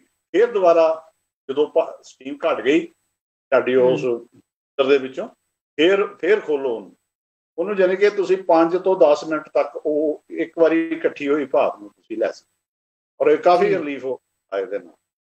ਬਾਕੀ ਕੋਸਾ ਪਾਣੀ ਤੇ ਪੀਂਦੇ ਰਹੋ, ਬਹੁਤ ਜ਼ਿਆਦਾ ਗਰਮ ਪਾਣੀ ਵੀ ਪੀਓਗੇ ਤੇ ਪ੍ਰੋਬਲਮ ਵਧੇਗੀ। ਅੱਛਾ ਜੀ। ਉਹ ਦੱਸਣਾ ਚਾਹੁੰਦਾ, ਮੇਰੇ ਕੋਲ ਇੱਥੇ ਲੋਕ ਆਉਂਦੇ ਆ ਜੀ, ਮੈਂ ਅਦਰਕ ਦੀ ਤਰੀ ਲਈ ਸੀ, ਮੇਰੀ ਪ੍ਰੋਬਲਮ ਵੱਧ ਗਈ। ਅੱਛਾ। ਅਦਰਕ ਜਾਂ ਸੁੰਡ, ਮੈਂ ਦੱਸਣਾ ਚਾਹਾਂਗਾ, ਮੈਨੂੰ ਆਯੁਰਵੈਦਿਕ ਵਾਲੇ ਇੱਥੇ ਸਾਡੇ ਬਜ਼ੁਰਗ ਹੋਏ ਆ, ਤੇ ਉਹ ਸਾਡੇ ਤਾਇਆ ਜੀ ਵੀ ਸੀਗੇ, ਉਹ ਦੱਸਦੇ ਹੁੰਦੇ ਸੀ ਵੀ ਅਦਰਕ ਤੇ ਸੁੰਡ ਰੇਸ਼ਾ ਕਾਰਕ ਨੇ। ਫਿਰ ਤੁਹਾਨੂੰ ਰੇਸ਼ਾ, ਅਗਰ ਰੇਸ਼ਾ ਹੋਈ ਆ, ਤੁਹਾਡੀ ਬੋਡੀ ਜ਼ਰੂਰ ਹੀਟ ਦੇ ਵਿੱਚ ਆਈ ਜਾਵੇਗੀ, ਪਰ ਉਹ ਰੇਸ਼ਾ ਨਹੀਂ ਖਤਮ ਕਰੇਗਾ। ਜਿਹੜਾ ਅਦਰਕ ਆ ਉਹ ਰੇਸ਼ਾ ਨਹੀਂ ਖਤਮ ਕਰੇਗਾ। ਇਹ ਮਤ ਸੋਚੋ ਵੀ ਅਦਰਕ ਪੀਣ ਨਾਲ ਤੁਹਾਡਾ ਰੇਸ਼ਾ ਖਤਮ ਹੋ ਜਾਏ, ਕਿਉਂਕਿ ਉਹ ਇਨਫੈਕਸ਼ਨ ਆ ਔਰ ਰੇਸ਼ਾ ਕਾਰਕ ਹੈ, ਉਹਨੇ ਰੇਸ਼ਾ ਜਿਹੜਾ ਪੈਦਾ ਹੋਇਆ ਉਹਨੂੰ ਹੋਰ ਵਧਾ ਦੇਣਾ। ਇਸ ਕਰਕੇ ਦੂਸਰੇ ਮੈਥਡ ਜਿਹੜੇ ਹੈਗੇ ਆ ਉਹੀ ਵਾ। ਹੁਣ ਆਪਾਂ ਮਲੱਠੀ ਹੋ ਗਿਆ, ਬਨਫਸ਼ਾ ਹੋ ਗਿਆ, ਤੁਲਸੀ ਹੋ ਗਿਆ, ਇਹਦੀ ਚਾਹ ਬਣਾ ਲਓ, ਜਾਂ ਦੇਸੀ ਚਾਹ ਲੈ ਲਓ, ਇਹੋ ਜਿਹੀਆਂ ਚੀਜ਼ਾਂ ਵਰਤੋ, ਜਾਂ ਫਿਰ ਹੋਮਿਓਪੈਥੀ ਦਵਾਈ ਆ ਜਾਂ ਆਯੁਰਵੈਦਿਕ ਦੀਆਂ ਹੋਰ ਦਵਾਈਆਂ ਵੀ ਹੈਗੀਆਂ, ਉਹ ਤੁਸੀਂ ਲੈ ਸਕਦੇ ਇਸ ਤੋਂ ਬਾਅਦ। ਡਾਕਟਰ ਸਾਹਿਬ ਕਈ ਵਾਰੀ ਇਹਨਾਂ ਚੀਜ਼ਾਂ ਦੇ ਨਾਲ ਹਨਾ ਲੰਗਸ ਦੇ ਵਿੱਚ ਇਨਫੈਕਸ਼ਨ ਹੋ ਜਾਂਦਾ ਹੈ, ਸਾਡੇ ਫੇਫੜਿਆਂ ਦੇ ਵਿੱਚ ਸਰਦੀਆਂ 'ਚ ਖਾਸ ਕਰਕੇ ਹਨਾ ਨਮੋਨੀਆ ਹੋਣ ਦਾ ਰਹਿੰਦਾ ਡਰ ਆਪਾਂ ਨੂੰ, ਤੇ ਇਹੋ ਜਿਹੀਆਂ ਜਿਹੜੀਆਂ ਅਲਾਮਤਾਂ ਨੇ ਨਮੂਨੀਆ ਵਰਗੀਆਂ ਹਨਾ, ਇਹਨਾਂ ਤੋਂ ਬਚਣ ਦਾ ਵੀ ਕੁਝ ਦੱਸੋ ਤੁਸੀਂ ਬਾਰੇ ਇਹਦੇ ਇਹ ਦੇਖੋ ਜੀ, ਹਰ ਇੱਕ ਨੂੰ ਇੰਨੀ ਜਲਦੀ ਨਹੀਂ ਹੁੰਦਾ। ਜਿੰਨਾ ਆਪਾਂ ਸੋਚ ਲਿਆ ਕਿ ਫਟਾਫਟ ਡਾਕਟਰ ਡਰਾਉਂਦੇ ਆ ਤੇ ਨਮੂਨੀਆ ਵੀ ਹੋ ਸਕਦਾ, ਤੈਨੂੰ ਏਦਾਂ ਵੀ ਹੋ ਸਕਦਾ। ਜਿਹੜੇ ਲੋਕ ਸੈਪਟੀਬਲ ਵਾ, ਜਿਨ੍ਹਾਂ ਦੀ ਸਰੀਰ ਇਹ ਇਨਫੈਕਸ਼ਨ ਲੈਣ ਦਾ ਆਦੀ ਹੋ ਚੁੱਕਾ ਵਾ, ਉਹਨਾਂ ਦੀ ਰੈਜ਼ਿਸਟੈਂਸ ਘੱਟ ਹੈਗੀ ਆ, ਉਹਨਾਂ ਲੋਕਾਂ ਨੂੰ ਹੁੰਦਾ, ਹਰ ਇੱਕ ਨੂੰ ਨਹੀਂ ਹੁੰਦਾ।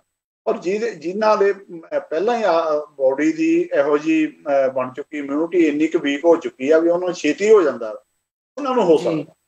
ਉਹਨਾਂ ਨੂੰ ਆਪਣੀ ਇਮਿਊਨਿਟੀ ਵਧਾਉਣ ਲਈ ਜਿੰਨੀਆਂ ਵੀ ਪਿੰਡਾਂ ਦੇ ਵਿੱਚ ਦੇਸੀ ਚੀਜ਼ਾਂ ਜਾ ਰਹੇ, ਜਿਸ ਤਰ੍ਹਾਂ ਜੀਰਾ ਹੈਗਾ ਵਾ, ਹਾਂਜੀ, ਹਾਂ, ਇਦਾਂ ਦੀਆਂ ਚੀਜ਼ਾਂ ਜਿਹੜੀਆਂ ਵਾ ਹਾਲੋਂ ਵੀ ਕਿਤੇ ਬਣਾਉਂਦੇ ਹੁੰਦੇ ਸੀ, ਮੇਰਾ ਖਿਆਲ ਪਤਾ ਹੀ ਨਹੀਂ ਹੋਣਾ, ਜਿੰਨੇ ਵੀ ਆਪਣੇ ਸਰੋਤੇ ਸੁਣ ਰਹੇ ਆ ਤੇ ਬਹੁਤ ਘੱਟ ਲੋਕ ਜਾਣਦੇ ਹੋਣਗੇ ਵੀ ਹਾਲੋਂ ਵੀ ਹੁੰਦੀ ਹੈ।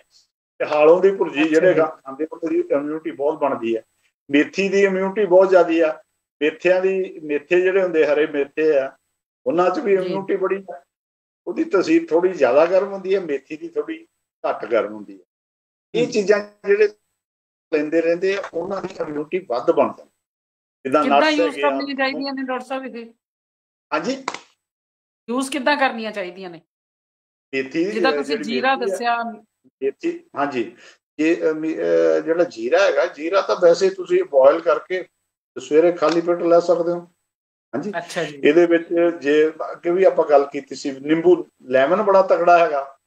ਨਿੰਬੂ ਜਿਹੜਾ ਹੈਗਾ, ਇਹ ਇਮਿਊਨਿਟੀ ਲਈ ਬਹੁਤ ਤਕੜਾ ਬੂਸਟਰ ਹੈ, ਬੂਸਟ ਕਰਦਾ ਇਮਿਊਨਿਟੀ ਨੂੰ।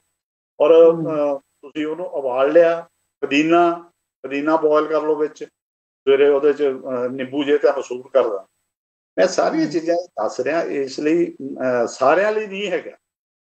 ਜੇ ਕਿਸੇ ਨੂੰ ਨਿੰਬੂ ਐਲਰਜੀ ਕਰਦਾ ਤੇ ਉਹ ਨਿੰਬੂ ਨਾ ਯੂਜ਼ ਕਰੇ, ਉਹ ਖਾਲੀ ਜਿਹੜਾ ਜੀਰਾ ਤੇ ਪੁਦੀਨਾ ਬੋਇਲ ਕਰਕੇ ਲੈ, ਇਹ ਹਰ ਇੱਕ ਨੂੰ ਸੂਟ ਕਰੇ। ਥੋੜਾ ਜਿਹਾ ਨਮਕ ਪਾ, ਹਰ ਇੱਕ ਨੂੰ ਸੂਟ ਕਰੇ। ਔਰ ਜੇ ਲੈਮਨ ਤੁਹਾਨੂੰ ਸੂਟ ਕਰਦਾ ਤਾਂ ਫਿਰ ਤੁਸੀਂ ਲੈਮਨ ਪਾ ਕੇ ਥੋੜਾ ਵਧੀਆ ਪੇਜਲ ਨਮਕ ਪਾ ਕੇ ਬਣ ਜਾਂਦਾ, ਰੋਜ਼ਾਨਾ ਲੈ ਸਕਦੇ ਹੋ। ਹਾਂ, ਆਵਲਾ ਜਿਹੜਾ ਵਾ, ਆਵਲਾ ਬਹੁਤ ਤਕੜਾ ਹੈਗਾ, ਠੰਡ ਤੋਂ ਵੀ ਬਚਾਉਂਦਾ ਹੈਗਾ ਤੇ ਸਿਆਲ ਵਾਲੀਆਂ ਜਿੰਨੀਆਂ ਪ੍ਰੋਬਲਮਸ ਹੈ ਇਹਨਾਂ ਤੋਂ ਘਟਾਉਂਦਾ ਹੈਗਾ। ਆਵਲੇ ਦਾ ਤੁਸੀਂ ਘਰੇ ਅਚਾਰ ਬਣਾ ਸਕਦੇ ਹੋ। ਆਵਲਾ ਵੀ ਉਸੇ ਤਰ੍ਹਾਂ ਚਾਰੋਂ ਲੈ ਕੇ ਆਉਣਾ ਤੇ ਉਹਨੂੰ ਬੋਇਲ ਕਰ ਲਓ, ਜਾਂ ਕਿਸ ਤਰ੍ਹਾਂ ਵੀ ਤੁਸੀਂ ਬਣਾਉਂਦੇ ਆ, ਰੋਸਟਡ ਕਰਕੇ, ਕਈ ਓਵਨ ਦੇ ਵਿੱਚ ਉਹ ਰੋਸਟਡ ਕਰਕੇ ਉਹਦਾ ਅਚਾਰ ਬਣਾ ਲੈਂਦੇ ਆ, ਬਹੁਤ ਅੱਛਾ। ਮਿਰਚ, ਇਹ ਸਾਰਾ ਕੁਝ ਜਿਹੜੇ ਲੋਕ ਇਹ ਖਾਂਦੇ ਰਹਿੰਦੇ ਆ ਪਹਿਲਾਂ ਤੋਂ ਹੀ, ਉਹਨਾਂ ਦੀ ਇਮਿਊਨਿਟੀ ਸਟਰੋਂਗ ਹੁੰਦੀ, ਉਹਨਾਂ ਨੂੰ ਕਦੀ ਜਿਹੜਾ ਨਮੂਨੀਆ ਜਾਂ ਇੱਥੋਂ ਤੱਕ ਗੱਲ ਨਹੀਂ ਜਾਂਦੀ। ਬਾਕੀ ਹਰ ਇੱਕ ਨੇ ਆਮਲੇ ਦੀਆਂ ਕੈਂਡੀਜ਼ ਹੋ ਗਈਆਂ, ਹੋਰ ਕਈ ਤਰ੍ਹਾਂ ਦਾ ਅੱਜ ਕੱਲ ਆ ਰਿਹਾ ਹੈਗਾ, ਉਹ ਚੀਜ਼ਾਂ ਯੂਜ਼ ਕਰ ਸਕਦੇ ਆ। ਉਹ ਕੈਂਡੀਜ਼ ਨਮਕ ਦੀਆਂ ਵੀ ਆਉਂਦੀਆਂ, ਮਿੱਠੇ ਵਾਲੀਆਂ ਵੀ ਆਉਂਦੀਆਂ, ਤੇ ਉਹ ਇਹ ਚੰਗਾ ਹੈਗਾ। ਇਹੋ ਜਿਹੀਆਂ ਚੀਜ਼ਾਂ ਜਿੰਨੀਆਂ ਵੀ ਪੁਰਾਣੇ, ਇਹਦੇ 'ਚ ਡਾਕਟਰ ਸਾਹਿਬ ਆਮਲੇ ਦਾ ਮੁਰੱਬਾ ਵੀ ਕੋਈ ਹੈਲਪ ਕਰਦਾ?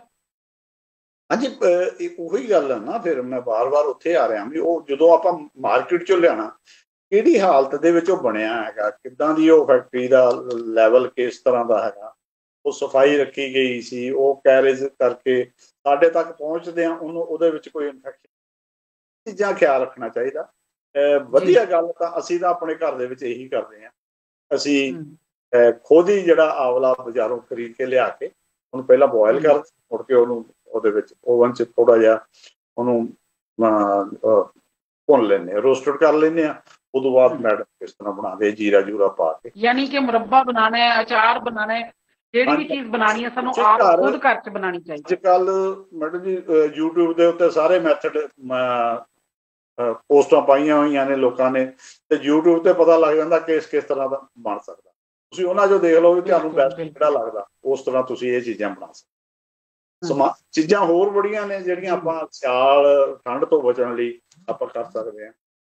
ਕੋਈ ਕੁਝ ਖਾਂਦਾ, ਕੋਈ ਕੁਝ ਖਾਂਦਾ, ਇਸੇ ਤਰ੍ਹਾਂ ਚੱਲਦਾ। ਤੇ ਇੱਕ ਚੀਜ਼ ਡਾਕਟਰ ਸਾਹਿਬ ਹੋਰ ਵੀ ਹੁੰਦੀ ਹੈ, ਸਰਦੀਆਂ ਦੇ ਆਉਂਦੀਆਂ ਨੇ ਤੇ ਉਸ ਟਾਈਮ ਕਈ ਲੋਕਾਂ ਦੇ ਜਿੱਦਾਂ ਪ੍ਰੋਬਲਮ ਹੁੰਦੀ ਆ, ਉਹਨਾਂ ਨੂੰ ਕੋਈ ਬਾਡੀ ਪੇਨ ਸ਼ੁਰੂ ਹੋ ਜਾਂਦੀ ਆ, ਜਾਂ ਗਠੀਆ ਜਿਹਨੂੰ ਹੈਗਾ ਉਹ ਹੋ ਜਾਂਦੀ ਆ ਸਰਦੀਆਂ ਦੇ ਨਾਲ, ਉਹ ਚੀਜ਼ਾਂ ਜ਼ਿਆਦਾ ਇਹ ਮੈਡਮ ਜੀ ਕਲਾਈਮੇਟਿਕ ਚੇਂਜਸ ਹੁੰਦੀਆਂ ਵਾ ਜਦੋਂ ਮੌਸਮ ਬਦਲਦਾ ਨਾ, ਇਸੇ ਕਰਕੇ ਅਸੀਂ ਵਾਰ-ਵਾਰ ਕਹਿੰਦੇ ਹਾਂ ਕਿ ਜਦੋਂ ਮੌਸਮ ਬਦਲਦਾ, ਚਾਹੇ ਸਿਆਲ ਸ਼ੁਰੂ ਹੁੰਦਾ, ਸਰਦੀ ਸ਼ੁਰੂ ਹੁੰਦੀ ਹੈ, ਚਾਹੇ ਗਰਮੀ ਸ਼ੁਰੂ, ਉਦੋਂ ਸਾਨੂੰ ਖਿਆਲ ਰੱਖਣਾ ਚਾਹੀਦਾ। ਉਹ ਬੜਾ ਹੀ ਕ੍ਰੂਸ਼ੀਅਲ ਟਾਈਮ ਹੁੰਦਾ ਵਾ। ਜਿੱਦਾਂ ਹੁਣ ਸਿਆਲ ਸ਼ੁਰੂ ਹੋਇਆ ਤੇ ਤੁਸੀਂ ਕੌਫੀ ਪੀ ਜਾਂਦੇ ਹੋ, ਬੇਤਹਾ ਕੌਫੀ ਪੀ ਜਾਂਦੇ, ਹਰ ਇੱਕ ਚੀਜ਼ ਦੀ ਲਿਮਟ ਹੁੰਦੀ ਹੈ। ਇੱਕ ਵਾਰੀ ਕੌਫੀ ਪੀ ਸਕਦੇ, ਤੁਸੀਂ 5-5 ਵਾਰ, 3-3, 4-4 ਵਾਰ ਕੌਫੀ ਪੀ ਜਾਂਦੇ ਆ। ਨਾ ਤਾਂ ਸਿਆਲ ਨੂੰ ਇੰਨਾ ਮਤਲਬ ਉਹਨੂੰ ਫਟਾਫਟ ਹੀ ਪਹਿਲਾਂ ਹੀ ਸ਼ੁਰੂ ਕਰ ਦਿੰਦੇ ਆ। ਇੱਦਾਂ ਗਰਮੀ ਜਦੋਂ ਆਉਂਦੀ ਆ ਤੇ ਗਰਮੀ ਅਜੇ ਮਾੜੀ ਮੋਟੀ ਅਜੇ ਆਈ ਹੁੰਦੀ ਆ, ਸੈਰ ਕਰਦੇ ਆ, ਮਾੜੀ ਜੀ ਗਰਮੀ ਲੱਗਦੀ ਆ, ਲੋਕ ਠੰਡਾ ਪੀਣਾ ਸ਼ੁਰੂ ਕਰ ਦਿੰਦੇ ਆ, ਜੇ ਕਾਫੀ ਦੂਰ ਕਰ ਦਿੰਦੇ ਆ। ਏਦਾਂ ਪ੍ਰੋਬਲਮਸ ਆਉਂਦੀਆਂ। ਆਪਾਂ ਇਹਨਾਂ ਚੀਜ਼ਾਂ ਨੂੰ, ਗਰਮੀ ਨੂੰ ਵੀ ਸਿਆਲ ਨੂੰ ਵੀ ਜਦੋਂ ਆਉਂਦੇ ਆ, ਇਹਨਾਂ ਨੂੰ ਬੜੇ ਹਿਸਾਬ ਨਾਲ ਲੈਣਾ। ਇਹ ਲਾਪਰਵਾਹੀ ਨਹੀਂ ਕਰਨੀ ਹੈਗੀ ਇਹਨਾਂ ਨੂੰ, ਬਹੁਤ ਜ਼ਿਆਦਾ ਉਹਨੂੰ ਡਿਕਲੇਅਰ ਕਰ ਦੇਣਾ ਇੱਕਦਮ। ਮਾਰਚ ਮਹੀਨੇ ਅਜੇ ਠੰਡ ਚੱਲਦੀ ਹੁੰਦੀ ਜਾਂ ਫਰਵਰੀ ਐਂਡ ਦੇ ਵਿੱਚ ਹੀ ਮਾੜੀ ਜਿਹੀ ਗਰਮੀ ਲੱਗੀ, ਕੱਪੜੇ ਸੰਭਾਲਤੇ ਸਿਆਲ ਵਾਲੇ। ਮਾਰਚ 'ਚ ਜਾ ਕੇ ਲੋਕਾਂ ਨੂੰ ਠੰਡ ਲੱਗ ਜਾਂਦੀ ਹੈ, ਮੈਂ ਦੇਖੀ। ਇਸ ਕਰਕੇ ਬਹੁਤ ਹੀ ਧਿਆਨ ਰੱਖਣ ਦੀ ਲੋੜ ਹੈ। ਮਾਰਚ ਅਪ੍ਰੈਲ ਦੇ ਵਿੱਚ ਏਸੀ ਲਾ ਕੇ ਬੈਠ ਜਾਂਦੇ ਆ, ਤੇ ਪ੍ਰੋਬਲਮ ਆਣੀ ਹੀ ਆਣੀ ਹੈ। ਹਰ ਇੱਕ ਚੀਜ਼ ਦਾ ਹੁੰਦਾ ਟਾਈਮ ਹੁੰਦਾ ਵਾ। ਥੋੜੀ ਬਹੁਤੀ ਗਰਮੀ ਵੀ ਲੈਣੀ ਚਾਹੀਦੀ ਹੈ, ਥੋੜੀ ਜਿਹੜੀ ਹੈ ਠੰਡ ਵੀ ਥੋੜੀ ਜਿਹੀ ਆ ਜਾਵੇ ਤੇ ਕੋਈ ਗੱਲ ਨਹੀਂ ਹੈ। ਏਦਾਂ ਹੀ ਜਦੋਂ ਸਰਦੀ ਆਉਂਦੀ ਹੈ ਤੇ ਉਦੋਂ ਖਿਆਲ ਰੱਖਣ ਦੀ ਲੋੜ। ਇਸੇ ਲਈ ਸਾਡੇ ਬਜ਼ੁਰਗ ਕਹਿੰਦੇ ਸੀ ਕਿ ਜਿਹੜੀ ਸਰਦੀ ਆਉਂਦੀ ਹੈ, ਹਾਂਜੀ ਹਾਂਜੀ, ਦੋਨੇ ਤਰ੍ਹਾਂ ਹੀ ਇਹ ਮਤਲਬ ਨੁਕਸਾਨਦੇਹ ਹੋ ਸਕਦੀ ਹੈ। ਗਰਮੀ ਆਉਂਦੀ ਵੀ, ਸਰਦੀ ਆਉਂਦੀ ਵੀ। ਸਰਦੀ ਜਾਂਦੀ ਵੀ ਲੱਗ ਸਕਦੀ ਆ, ਆਉਂਦੀ ਵੀ ਲੱਗ ਸਕਦੀ ਆ। ਜਦੋਂ ਇੱਕ ਵਾਰ ਟਿਕਟਕਾ ਹੋ ਗਿਆ, ਹੁਣ ਜਿੱਦਾਂ ਬਾਰਿਸ਼ ਵੀ ਹੁੰਦੀ ਸੀ ਆ, ਮੇਰਾ ਖਿਆਲ ਅੱਜ ਜਿੱਦਾਂ ਦਾ ਮੌਸਮ ਰਿਹਾ, ਕਿਸੇ ਨੂੰ ਇੰਨੀ ਛੇਤੀ ਠੰਡ ਨਹੀਂ ਲੱਗਦੀ ਹੈਗੀ। ਬਾਕੀ ਜਿਹੜੇ ਸਸੈਪਟੀਬਲ ਆ, ਜਿਹਨਾਂ ਦੀ ਇਮਿਊਨਿਟੀ ਵੀਕ ਆ, ਉਹਨਾਂ ਨੂੰ ਠੰਡ ਲੱਗ ਸਕਦੀ। ਬਚਾਅ ਰੱਖਣਾ ਚਾਹੀਦਾ। ਔਰ ਵੈਸੇ ਇਸ ਵਾਰੀ ਤਾਂ ਚਲੋ ਠੰਡ ਮੈਨੂੰ ਲੱਗਦਾ ਕਿ ਥੋੜੀ ਲੇਟ ਆ, ਕਿਉਂਕਿ 20-22 ਦਸੰਬਰ ਤੋਂ ਅਗਰ ਬਾਰਿਸ਼ਾਂ ਹੋ ਜਾਂਦੀਆਂ ਹੁੰਦੀਆਂ ਨੇ ਤਾਂ ਅੱਜ ਕੱਲ੍ਹ ਠੰਡ ਬਹੁਤ ਜ਼ਿਆਦਾ ਹੋ ਜਾਂਦੀ ਹੈ। ਤੇ ਮੈਨੂੰ ਲੱਗ ਰਿਹਾ ਕਿ ਹੁਣ ਥੋੜਾ ਜਿਹਾ ਦੌਰ ਸ਼ੁਰੂ ਹੋਇਆ ਠੰਡ ਦਾ, ਜਿਸ ਤਰ੍ਹਾਂ ਅੱਜ ਬਾਰਿਸ਼ ਵੀ ਹੋ ਰਹੀ ਸੀ ਰਸਤੇ ਦੇ ਵਿੱਚ। ਤੇ ਵੈਸੇ ਜਿਹੜੇ ਬਜ਼ੁਰਗਾਂ ਦਾ ਖਿਆਲ ਆ ਨਾ, ਬਜ਼ੁਰਗ ਜੋ ਸੋਚਦੇ ਆ, ਜੋ ਮੈਂ ਐਕਸਪੀਰੀਅੰਸ ਕੀਤਾ ਵਾ, ਉਹ ਇਹ ਹੈ ਕਿ ਵੀ ਇਹ ਕਹਿੰਦੇ, ਬਜ਼ੁਰਗ ਕਹਿੰਦੇ ਵੀ ਜਦੋਂ ਬਾਰਿਸ਼ ਠੰਡ ਪੈ ਰਹੀ, ਸੁੱਕੀ ਠੰਡ ਜਿਹੜੀ ਪੈਂਦੀ ਹੈ ਬਾਰਿਸ਼ ਤੋਂ ਬਿਨਾਂ ਪੈ ਰਹੀ, ਉਹ ਜ਼ਿਆਦਾ ਖਤਰਨਾਕ ਹੈ। ਜਦੋਂ ਬਾਰਿਸ਼ ਜਿੱਦਾਂ ਪੈ ਗਈਆਂ ਵਾ ਤੇ ਮੌਸਮ ਥੋੜਾ ਸੈੱਟ ਹੋ ਜਾਂਦਾ, ਫਿਰ ਠੰਡ ਨਹੀਂ ਲੱਗਦੀ ਹੈਗੀ। ਜਦੋਂ ਠੰਡ ਪਈ ਜਾ ਰਹੀ ਆ, ਜਿੱਦਾਂ ਜਿਹੜੀ ਮੇਰੇ ਖਿਆਲ 'ਚ 5 ਦਸੰਬਰ ਤੋਂ ਲੈ ਕੇ ਤੇ ਜਿਹੜਾ 20 ਦਸੰਬਰ ਤੱਕ ਬਹੁਤ ਜ਼ਿਆਦਾ ਠੰਡ ਪਈ, ਔਰ ਸਾਡੇ ਇੱਥੇ ਹੀਟਰ ਲਗਾਤਾਰ ਚੱਲਦਾ ਰਿਹਾ, ਔਰ ਹੁਣ ਸਾਡੇ ਬਿਲਕੁਲ ਨਹੀਂ ਚੱਲਦਾ, ਕਿਉਂਕਿ ਹੁਣ ਇੱਕ ਸਟੇਬਲ ਹੋ ਗਈ, ਇੱਕ ਐਕਸਲਰੇਟ ਹੋ ਗਈ ਉਹ ਠੰਡ ਜਿਹੜੀ ਹੈ। ਉਹ ਹੱਲਾ ਨਹੀਂ ਮਾਰ ਰਹੀ, ਜ਼ਿਆਦਾ ਤੰਗ ਨਹੀਂ ਕਰ ਰਹੀ। ਥੋੜੀ ਇੱਕਦਮ ਠੰਡ ਆਈ ਸੀ ਜਿਹੜੀ 12-15 ਦਸੰਬਰ ਤੋਂ ਲੈ ਕੇ 20 ਦਸੰਬਰ ਤੱਕ ਸੀਗੀ, ਉਹ ਬੜੀ ਘਾਤਕ ਹੋ ਸਕਦੀ ਕਿਸੇ ਲਈ। ਜੀ ਡਾਕਟਰ ਸਾਹਿਬ, ਉਹ ਆਗਮਨ ਸੀ, ਉਹ ਔਨਸੈਟ ਸੀਗਾ ਜਿਹੜਾ ਵਿੰਟਰ ਦਾ। ਤੇ ਇਸ ਤਰ੍ਹਾਂ ਹੀ ਕਈ ਵਾਰੀ ਫਰਵਰੀ ਦੇ ਵਿੱਚ ਇੱਕ ਸਾਲ ਹੋਇਆ ਸੀ 82 ਦੇ ਵਿੱਚ, 22 ਫਰਵਰੀ ਨੂੰ ਮੇਰਾ ਹਾਲ ਇੰਨਾ ਜ਼ਿਆਦਾ ਕੋਰਾ ਬਰਫ਼ ਪੈ ਗਈ ਸੀਗੀ ਕਿ ਬਹੁਤ ਜ਼ਿਆਦਾ ਜੰਮ ਗਈ ਸੀ ਧਰਤੀ ਪੰਜਾਬ, ਬੁਰਾ ਹਾਲ ਹੋਇਆ। ਬਿਲਕੁਲ ਬਿਲਕੁਲ। ਸੋ ਡਾਕਟਰ ਸਾਹਿਬ, ਗੱਲਬਾਤ ਆਪਣੀ ਜਾਰੀ ਰਹੂਗੀ। ਉਸ ਤੋਂ ਪਹਿਲਾਂ ਆਪਾਂ ਥੋੜਾ ਜਿਹਾ ਆਪਣੇ ਸਰੋਤਿਆਂ ਦੇ ਰੂਬਰੂ ਹੋ ਲਈਏ, ਔਰ ਸ਼ਾਇਦ ਕਿਸੇ ਦਾ ਕੋਈ ਸਵਾਲ ਹੋਵੇ ਵਿੱਚ, ਕੁਝ ਪੁੱਛਣਾ ਚਾਹੁੰਦੇ ਹੋਣ ਤੁਹਾਡੇ ਕੋਲੋਂ। ਤੇ ਮੈਂ ਹਾਂਜੀ ਬੇਟੇ ਕਮਲ, ਮੇਰੀ ਆਵਾਜ਼ ਪਹੁੰਚ ਰਹੀ ਹੈ ਤੁਹਾਡੇ ਤੱਕ? ਹੈਲੋ ਦੀਪ ਜੀ ਨੇ, ਕਮਲ ਮੇਰੀ ਆਵਾਜ਼ ਪਹੁੰਚ ਰਹੀ ਹੈ ਰਾਜੇ? ਦੀਪ ਜੀ ਬੈਠੇ ਹੋਏ ਨੇ। ਦੀਪ ਜੀ ਹੈ ਨਹੀਂ ਆਂਟੀ, ਨਹੀਂ ਤਾਂ ਫਿਰ ਤੁਸੀਂ ਮੈਸੇਜ ਪੜੋ, ਮੇਰੇ ਕੋਲੇ ਮੈਸੇਜ ਨਹੀਂ ਆ ਰਹੇ। ਤੁਸੀਂ ਮੈਸੇਜ ਪੜੋ ਸਰੋਤਿਆਂ ਦੇ। ਔਰ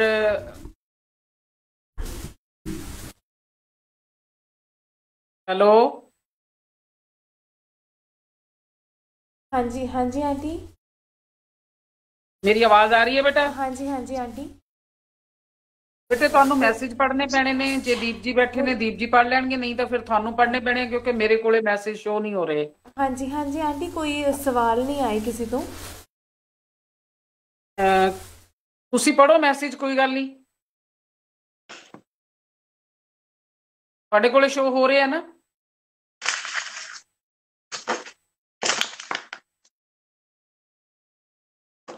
ਮੇਰਾ ਖਿਆਲ ਆਪਾਂ ਨੂੰ ਇੱਕ ਫੋਨ ਅਲੱਗ ਰੱਖ ਲੈਣਾ ਚਾਹੀਦਾ ਮੈਸੇਜ ਪੜ੍ਹਨ ਨੂੰ। ਹਾਂਜੀ, ਮੇਰੇ ਕੋਲੇ ਹੁੰਦਾ ਜੋ ਕੰਮ ਕਰ ਨਹੀਂ ਰਿਹਾ, ਮੈਂ ਬਾਰ-ਬਾਰ ਵਿੱਚ ਉਹਦੇ ਕਰ ਰਹੀ ਸੀ, ਉਹਨੂੰ ਕੋਸ਼ਿਸ਼ ਕਰ ਰਹੀ ਸੀ ਕਰਨ ਦੀ, ਤੇ ਪਤਾ ਨਹੀਂ ਕੀ ਪ੍ਰੋਬਲਮ ਆ ਰਹੀ ਹੈ ਮੈਨੂੰ। ਅੱਜ ਉਹ ਚੱਕ ਨਹੀਂ ਰਿਹਾ। ਅੱਗੇ ਗੱਲ ਜਾਰੀ ਰੱਖੋ ਤੁਸੀਂ 10 ਮਿੰਟ।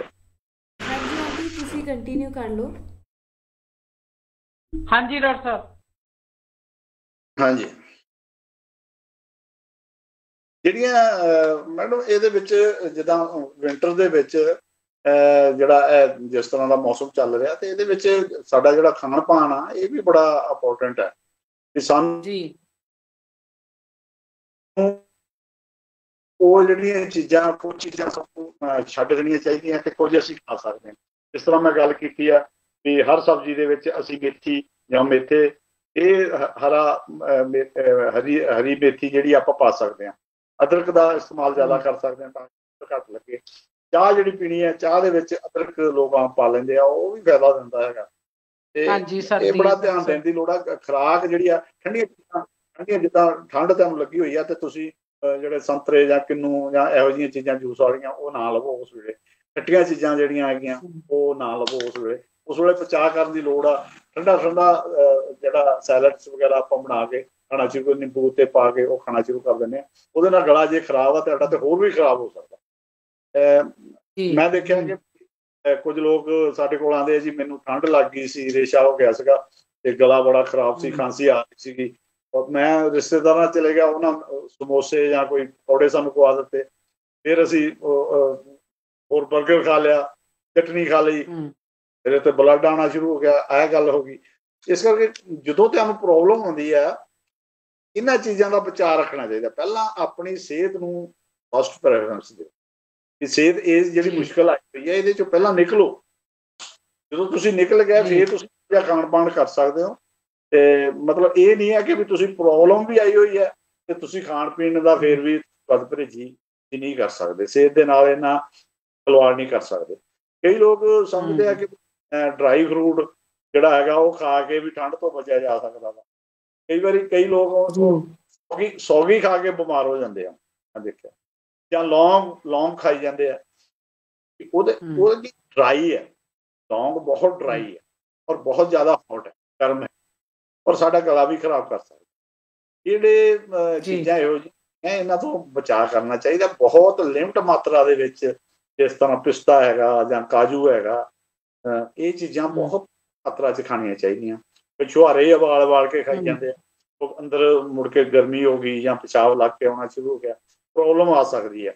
ਇਸ ਕਰਕੇ ਇਹ ਜਿਹੜੇ ਡਰਾਈ ਫਰੂਟ ਹੈ ਇਹਨਾਂ ਨੂੰ ਬੜੀ ਸਮਝਦਾਰੀ ਦੇ ਨਾਲ ਹੀ ਵਰਤਣਾ ਚਾਹੀਦਾ। ਐਵੇਂ ਨਹੀਂ ਹੈ ਵੀ ਚਲੋ ਜੀ ਇਹ ਗਰਮ ਚੀਜ਼ ਹੈ ਜਿੰਨੀ ਮਰਜ਼ੀ ਖਾ ਲਓ, ਇਸ ਤਰ੍ਹਾਂ ਨਹੀਂ ਹੈਗਾ। ਕਈ ਸਾਡੇ ਕੋਲ ਆਉਂਦੇ ਆ ਜੀ, ਅਸੀਂ ਤਾਂ ਠੰਡ ਤੋਂ ਬਚਣ ਲਈ ਅਸੀਂ ਤਾਂ ਕਾਜੂ ਖਾਂਦੇ ਰਹੇ, ਅਸੀਂ ਤਾਂ ਫਰੂਟ ਖਾਂਦੇ ਰਹੇ, ਜ਼ਿਆਦਾ ਫਰੂਟ ਖਾ ਲਿਆ ਤੇ ਹੁਣ ਮੇਰਾ ਬਲੱਡ ਪ੍ਰੈਸ਼ਰ ਵੱਧ ਗਿਆ, ਮੈਨੂੰ ਚੱਕਰ ਆ ਗਿਆ, ਮੇਰਾ ਤੇ ਕੋਲੈਸਟਰੋਲ ਵੱਧ ਗਿਆ। ਕੋਲੈਸਟਰੋਲ ਦੇ ਪਹੁੰਚਿਆ ਹੁੰਦਾ ਐਕਸਟ੍ਰੀਮ ਤੇ ਬਹੁਤ, ਤਾਂ ਹੀ ਬਲੱਡ ਪ੍ਰੈਸ਼ਰ 200 ਪਹੁੰਚਿਆ ਹੁੰਦਾ। ਤੇ ਉਹ ਕੀ ਨਤੀਜਾ ਇਹੀ ਕਿ ਠੰਡ ਨਾ ਲੱਗ ਜਾਵੇ, ਅਸੀਂ ਡਰਾਈ ਫਰੂਟ ਖਾ ਲਏ। ਇਹ ਬਹੁਤ ਧਿਆਨ ਦੇਣ ਦੀ ਲੋੜ। ਜਿੰਨੇ ਵੀ ਸੁਣ ਰਹੇ ਆ ਸਾਡੇ ਸਰੋਤੇ, ਦੱਸਣਾ ਚਾਹੁੰਦਾ ਵੀ ਇਹ ਚੀਜ਼ਾਂ ਦਾ ਇੰਨਾ ਲਾਲਚ ਨਾ ਕਰੋ ਕਿ ਚਲੋ ਜੀ ਡਰਾਈ ਫਰੂਟ ਬੱਚਿਆਂ ਨੇ ਭੇਜਤੇ, ਬਾਹਰੋਂ ਆ ਗਿਆ ਜਾਂ ਕਿਤੋਂ ਆ ਗਿਆ, ਤੁਹਾਨੂੰ ਪਾਸਿਓਂ ਆ ਗਿਆ ਤੇ ਤੁਸੀਂ ਉਹ ਖਾ ਹੀ ਜਾਣੇ ਆ। ਬਚਾਅ ਰੱਖਣਾ ਚਾਹੀਦਾ, ਘੱਟ ਲਿਮਟ ਦੇ ਵਿੱਚ। ਨੂੰ ਪੁੱਛ ਲਓ, ਪੰਸਾਰੀ ਨੂੰ ਪੁੱਛ ਲਓ, ਤੁਸੀਂ ਲੈ ਕੇ ਆਨੇ ਉਹਨੂੰ ਪੁੱਛ ਲਓ ਵੀ ਇਹ ਕਿੰਨੇ ਕੁ ਖਾਧੇ ਜਾ ਸਕਦੇ ਆ। ਜੇ ਤੁਹਾਨੂੰ ਨਹੀਂ ਪਤਾ ਤੇ ਉਹ ਪੁੱਛ ਲੈਣਾ ਚਾਹੀਦਾ।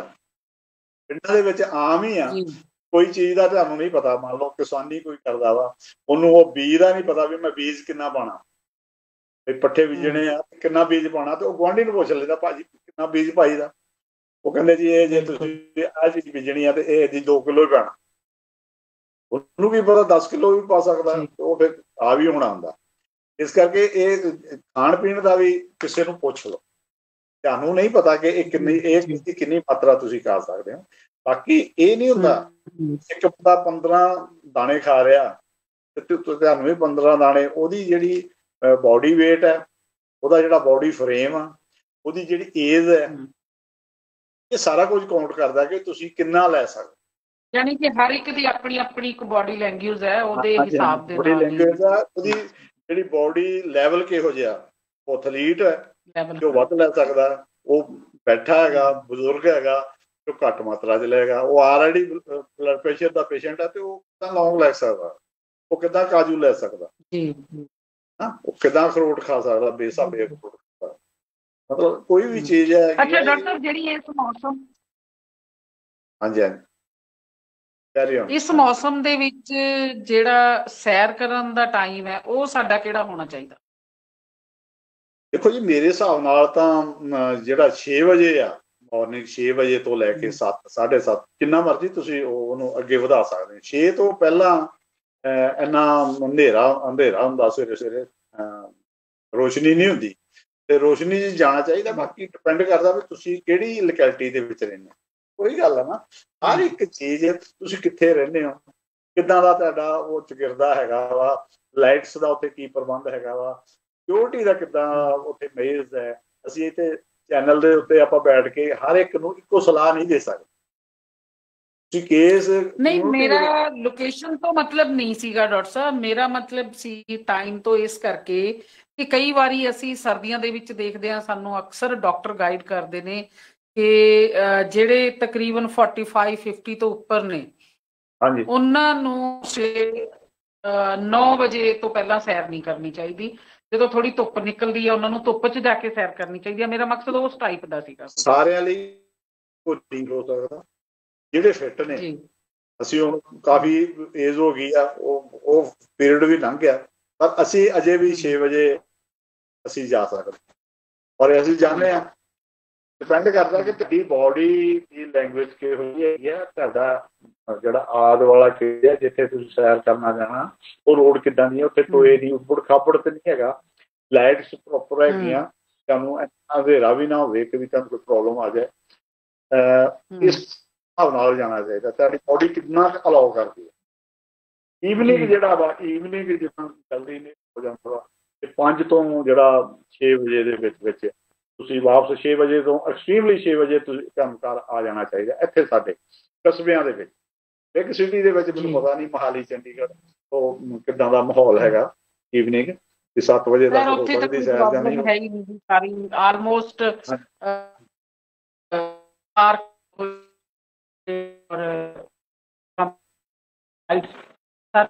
ਨੈਟਵਰਕ ਵੀ ਤੁਹਾਡਾ ਠੀਕ ਹੈ ਜੀ। ਇਸ ਤਰ੍ਹਾਂ ਹੀ ਕਰਨਾ ਚਾਹੀਦਾ। ਫਿਰ ਜਿੱਦਾਂ ਦਾ ਤੁਹਾਡਾ, ਤੁਸੀਂ ਸਿਰਫ ਮੈਡੀਕਲ ਦੇ ਵਿੱਚ ਤੇ ਅਸੀਂ ਇਹ ਸਲਾਹ ਦੇ ਸਕਦੇ ਹਾਂ ਕਿ ਤੁਹਾਨੂੰ ਠੰਡ ਨਾ ਲੱਗੇ, ਠੰਡ ਤੋਂ ਬਚਾਅ ਕਰਨਾ ਤੁਸੀਂ ਸੈਰ ਕਰਦੇ। ਸਿਕਿਉਰਿਟੀ ਦਾ ਤੁਸੀਂ ਆਪਣੀ ਫਿਜ਼ੀਕਲ ਸਿਕਿਉਰਿਟੀ ਦਾ ਉਹਦਾ ਖਿਆਲ ਰੱਖਣਾ ਹੈਗਾ। ਇਹੀ ਹੈ, ਦੈਟਸ ਕੱਪੜੇ ਆਪਣੇ ਅੱਛੇ ਪਾ ਕੇ ਸੈਰ ਤੇ ਮਾਰਨਿੰਗ ਵਾਕ ਤੇ ਜਾਣਾ ਚਾਹੀਦਾ। ਹਾਂਜੀ,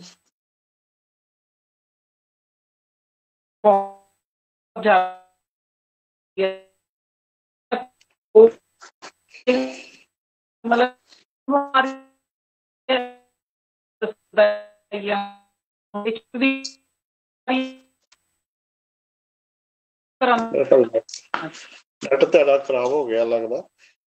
ਸੋ ਇਹ ਚੀਜ਼ਾਂ ਜਿਹੜੀਆਂ ਸਰੋਤਿਆਂ ਨੂੰ ਮੈਂ ਦੱਸਣਾ ਚਾਹੁੰਦਾ ਵੀ, ਹਾਂ, ਇੱਕ ਤਾਂ ਖਾਣ ਪੀਣ ਦਾ ਖਿਆਲ ਰੱਖੋ, ਜ਼ਿਆਦਾ ਠੰਡੀਆਂ ਚੀਜ਼ਾਂ ਨਾ ਲਵੋ। ਸਿਆਲ ਦੇ ਵਿੱਚ ਜਦੋਂ ਮੌਸਮ ਏਦਾਂ ਬਦਲ ਰਿਹਾ, ਜ਼ਿਆਦਾ ਠੰਡੀਆਂ ਚੀਜ਼ਾਂ ਨਾ ਲਵੋ, ਜ਼ਿਆਦਾ ਗਰਮ ਵੀ ਨਾ ਲਵੋ। ਤੇ ਡਰਾਈ ਹੌਟ ਥਿੰਗਸ ਹੈਗੀਆਂ, ਜਿਹੜੀਆਂ ਚੀਜ਼ਾਂ ਜਿੱਦਾਂ ਲੌਂਗ ਹੈਗੇ ਆ ਜਾਂ ਹੋਰ ਗਰਮ ਚੀਜ਼ਾਂ ਪਸੀਦੀਆਂ ਨੇ, ਉਹ ਬੇਤਹਾ ਨਾ ਲਓ, ਇੱਕ ਐਕਸਲਰੇਟ ਦੇ ਵਿੱਚ ਲਓ। ਜਿੱਦਾਂ ਸਬਜ਼ੀਆਂ ਦੇ ਵਿੱਚ ਜਿਮੀਕੰਦ ਗਰਮ ਹੁੰਦਾ, ਤੇ ਮਟਰ ਦੇ ਨਾਲ ਜਿਹੜਾ ਜਿਮੀਕੰਦ ਦੀ ਸਬਜ਼ੀ ਬਣਾਈ ਜਾ ਸਕਦੀ, ਉਹ ਗਰਮ ਹੁੰਦਾ। ਹੋਰ ਇੱਦਾਂ ਦੀਆਂ ਸਬਜ਼ੀਆਂ ਜਿਹੜੀਆਂ ਹੈਗੀਆਂ, ਜ਼ਿਆਦਾ ਠੰਡੀਆਂ ਸਬਜ਼ੀਆਂ ਉਹ ਨਾ ਵਰਤੋ। ਔਰ ਜਿਹੜੇ ਸਫਾਈ ਦਾ ਬਹੁਤ ਜ਼ਿਆਦਾ ਖਿਆਲ ਰੱਖਣ ਦੀ ਲੋੜ ਆ। ਜਿਹੜੀਆਂ ਬਿਮਾਰੀਆਂ ਜ਼ੁਕਾਮ ਤੇ ਰੇਸ਼ਾ ਖਾਂਸੀ ਦੇ ਨਾਲ ਸੰਬੰਧਿਤ ਹੈਗੀਆਂ, ਇਹਨਾਂ ਤੋਂ ਬਚਣ ਲਈ ਇਹੀ ਇੱਕ ਹੱਲ ਹੈ। ਹਾਂਜੀ ਮੈਡਮ ਜੀ, ਤੁਸੀਂ ਇੱਕ ਵਾਰ ਬੰਦ ਕਰਕੇ ਦੁਬਾਰਾ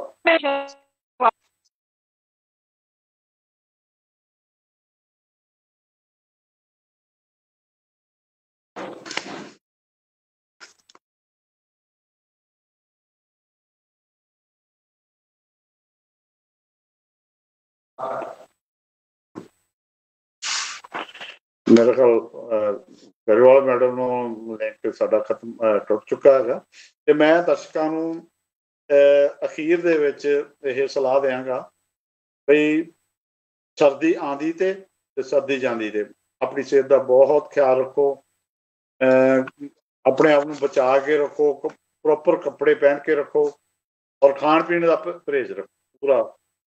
ਖੱਟੀਆਂ ਤਲੀਆਂ ਬਾਜ਼ਾਰੂ ਚੀਜ਼ਾਂ ਪੈਕਡ ਫੂਡ ਉਹ ਘੱਟ ਤੋਂ ਘੱਟ ਲਵੋ, ਸਾਫ ਸੁਥਰਾ ਲਵੋ ਔਰ ਜਿਹੜੀ ਹੈਗੀ ਆ ਜ਼ਿਆਦਾ ਓਵਰ ਈਟਿੰਗ ਜਿਹੜੀ ਆ ਉਹ ਵੀ ਮਾੜੀ ਹੈਗੀ ਆ ਜਿਹੜਾ ਹੈ ਵਿੰਟਰ ਸੀਜ਼ਨ ਦੇ ਵਿੱਚ।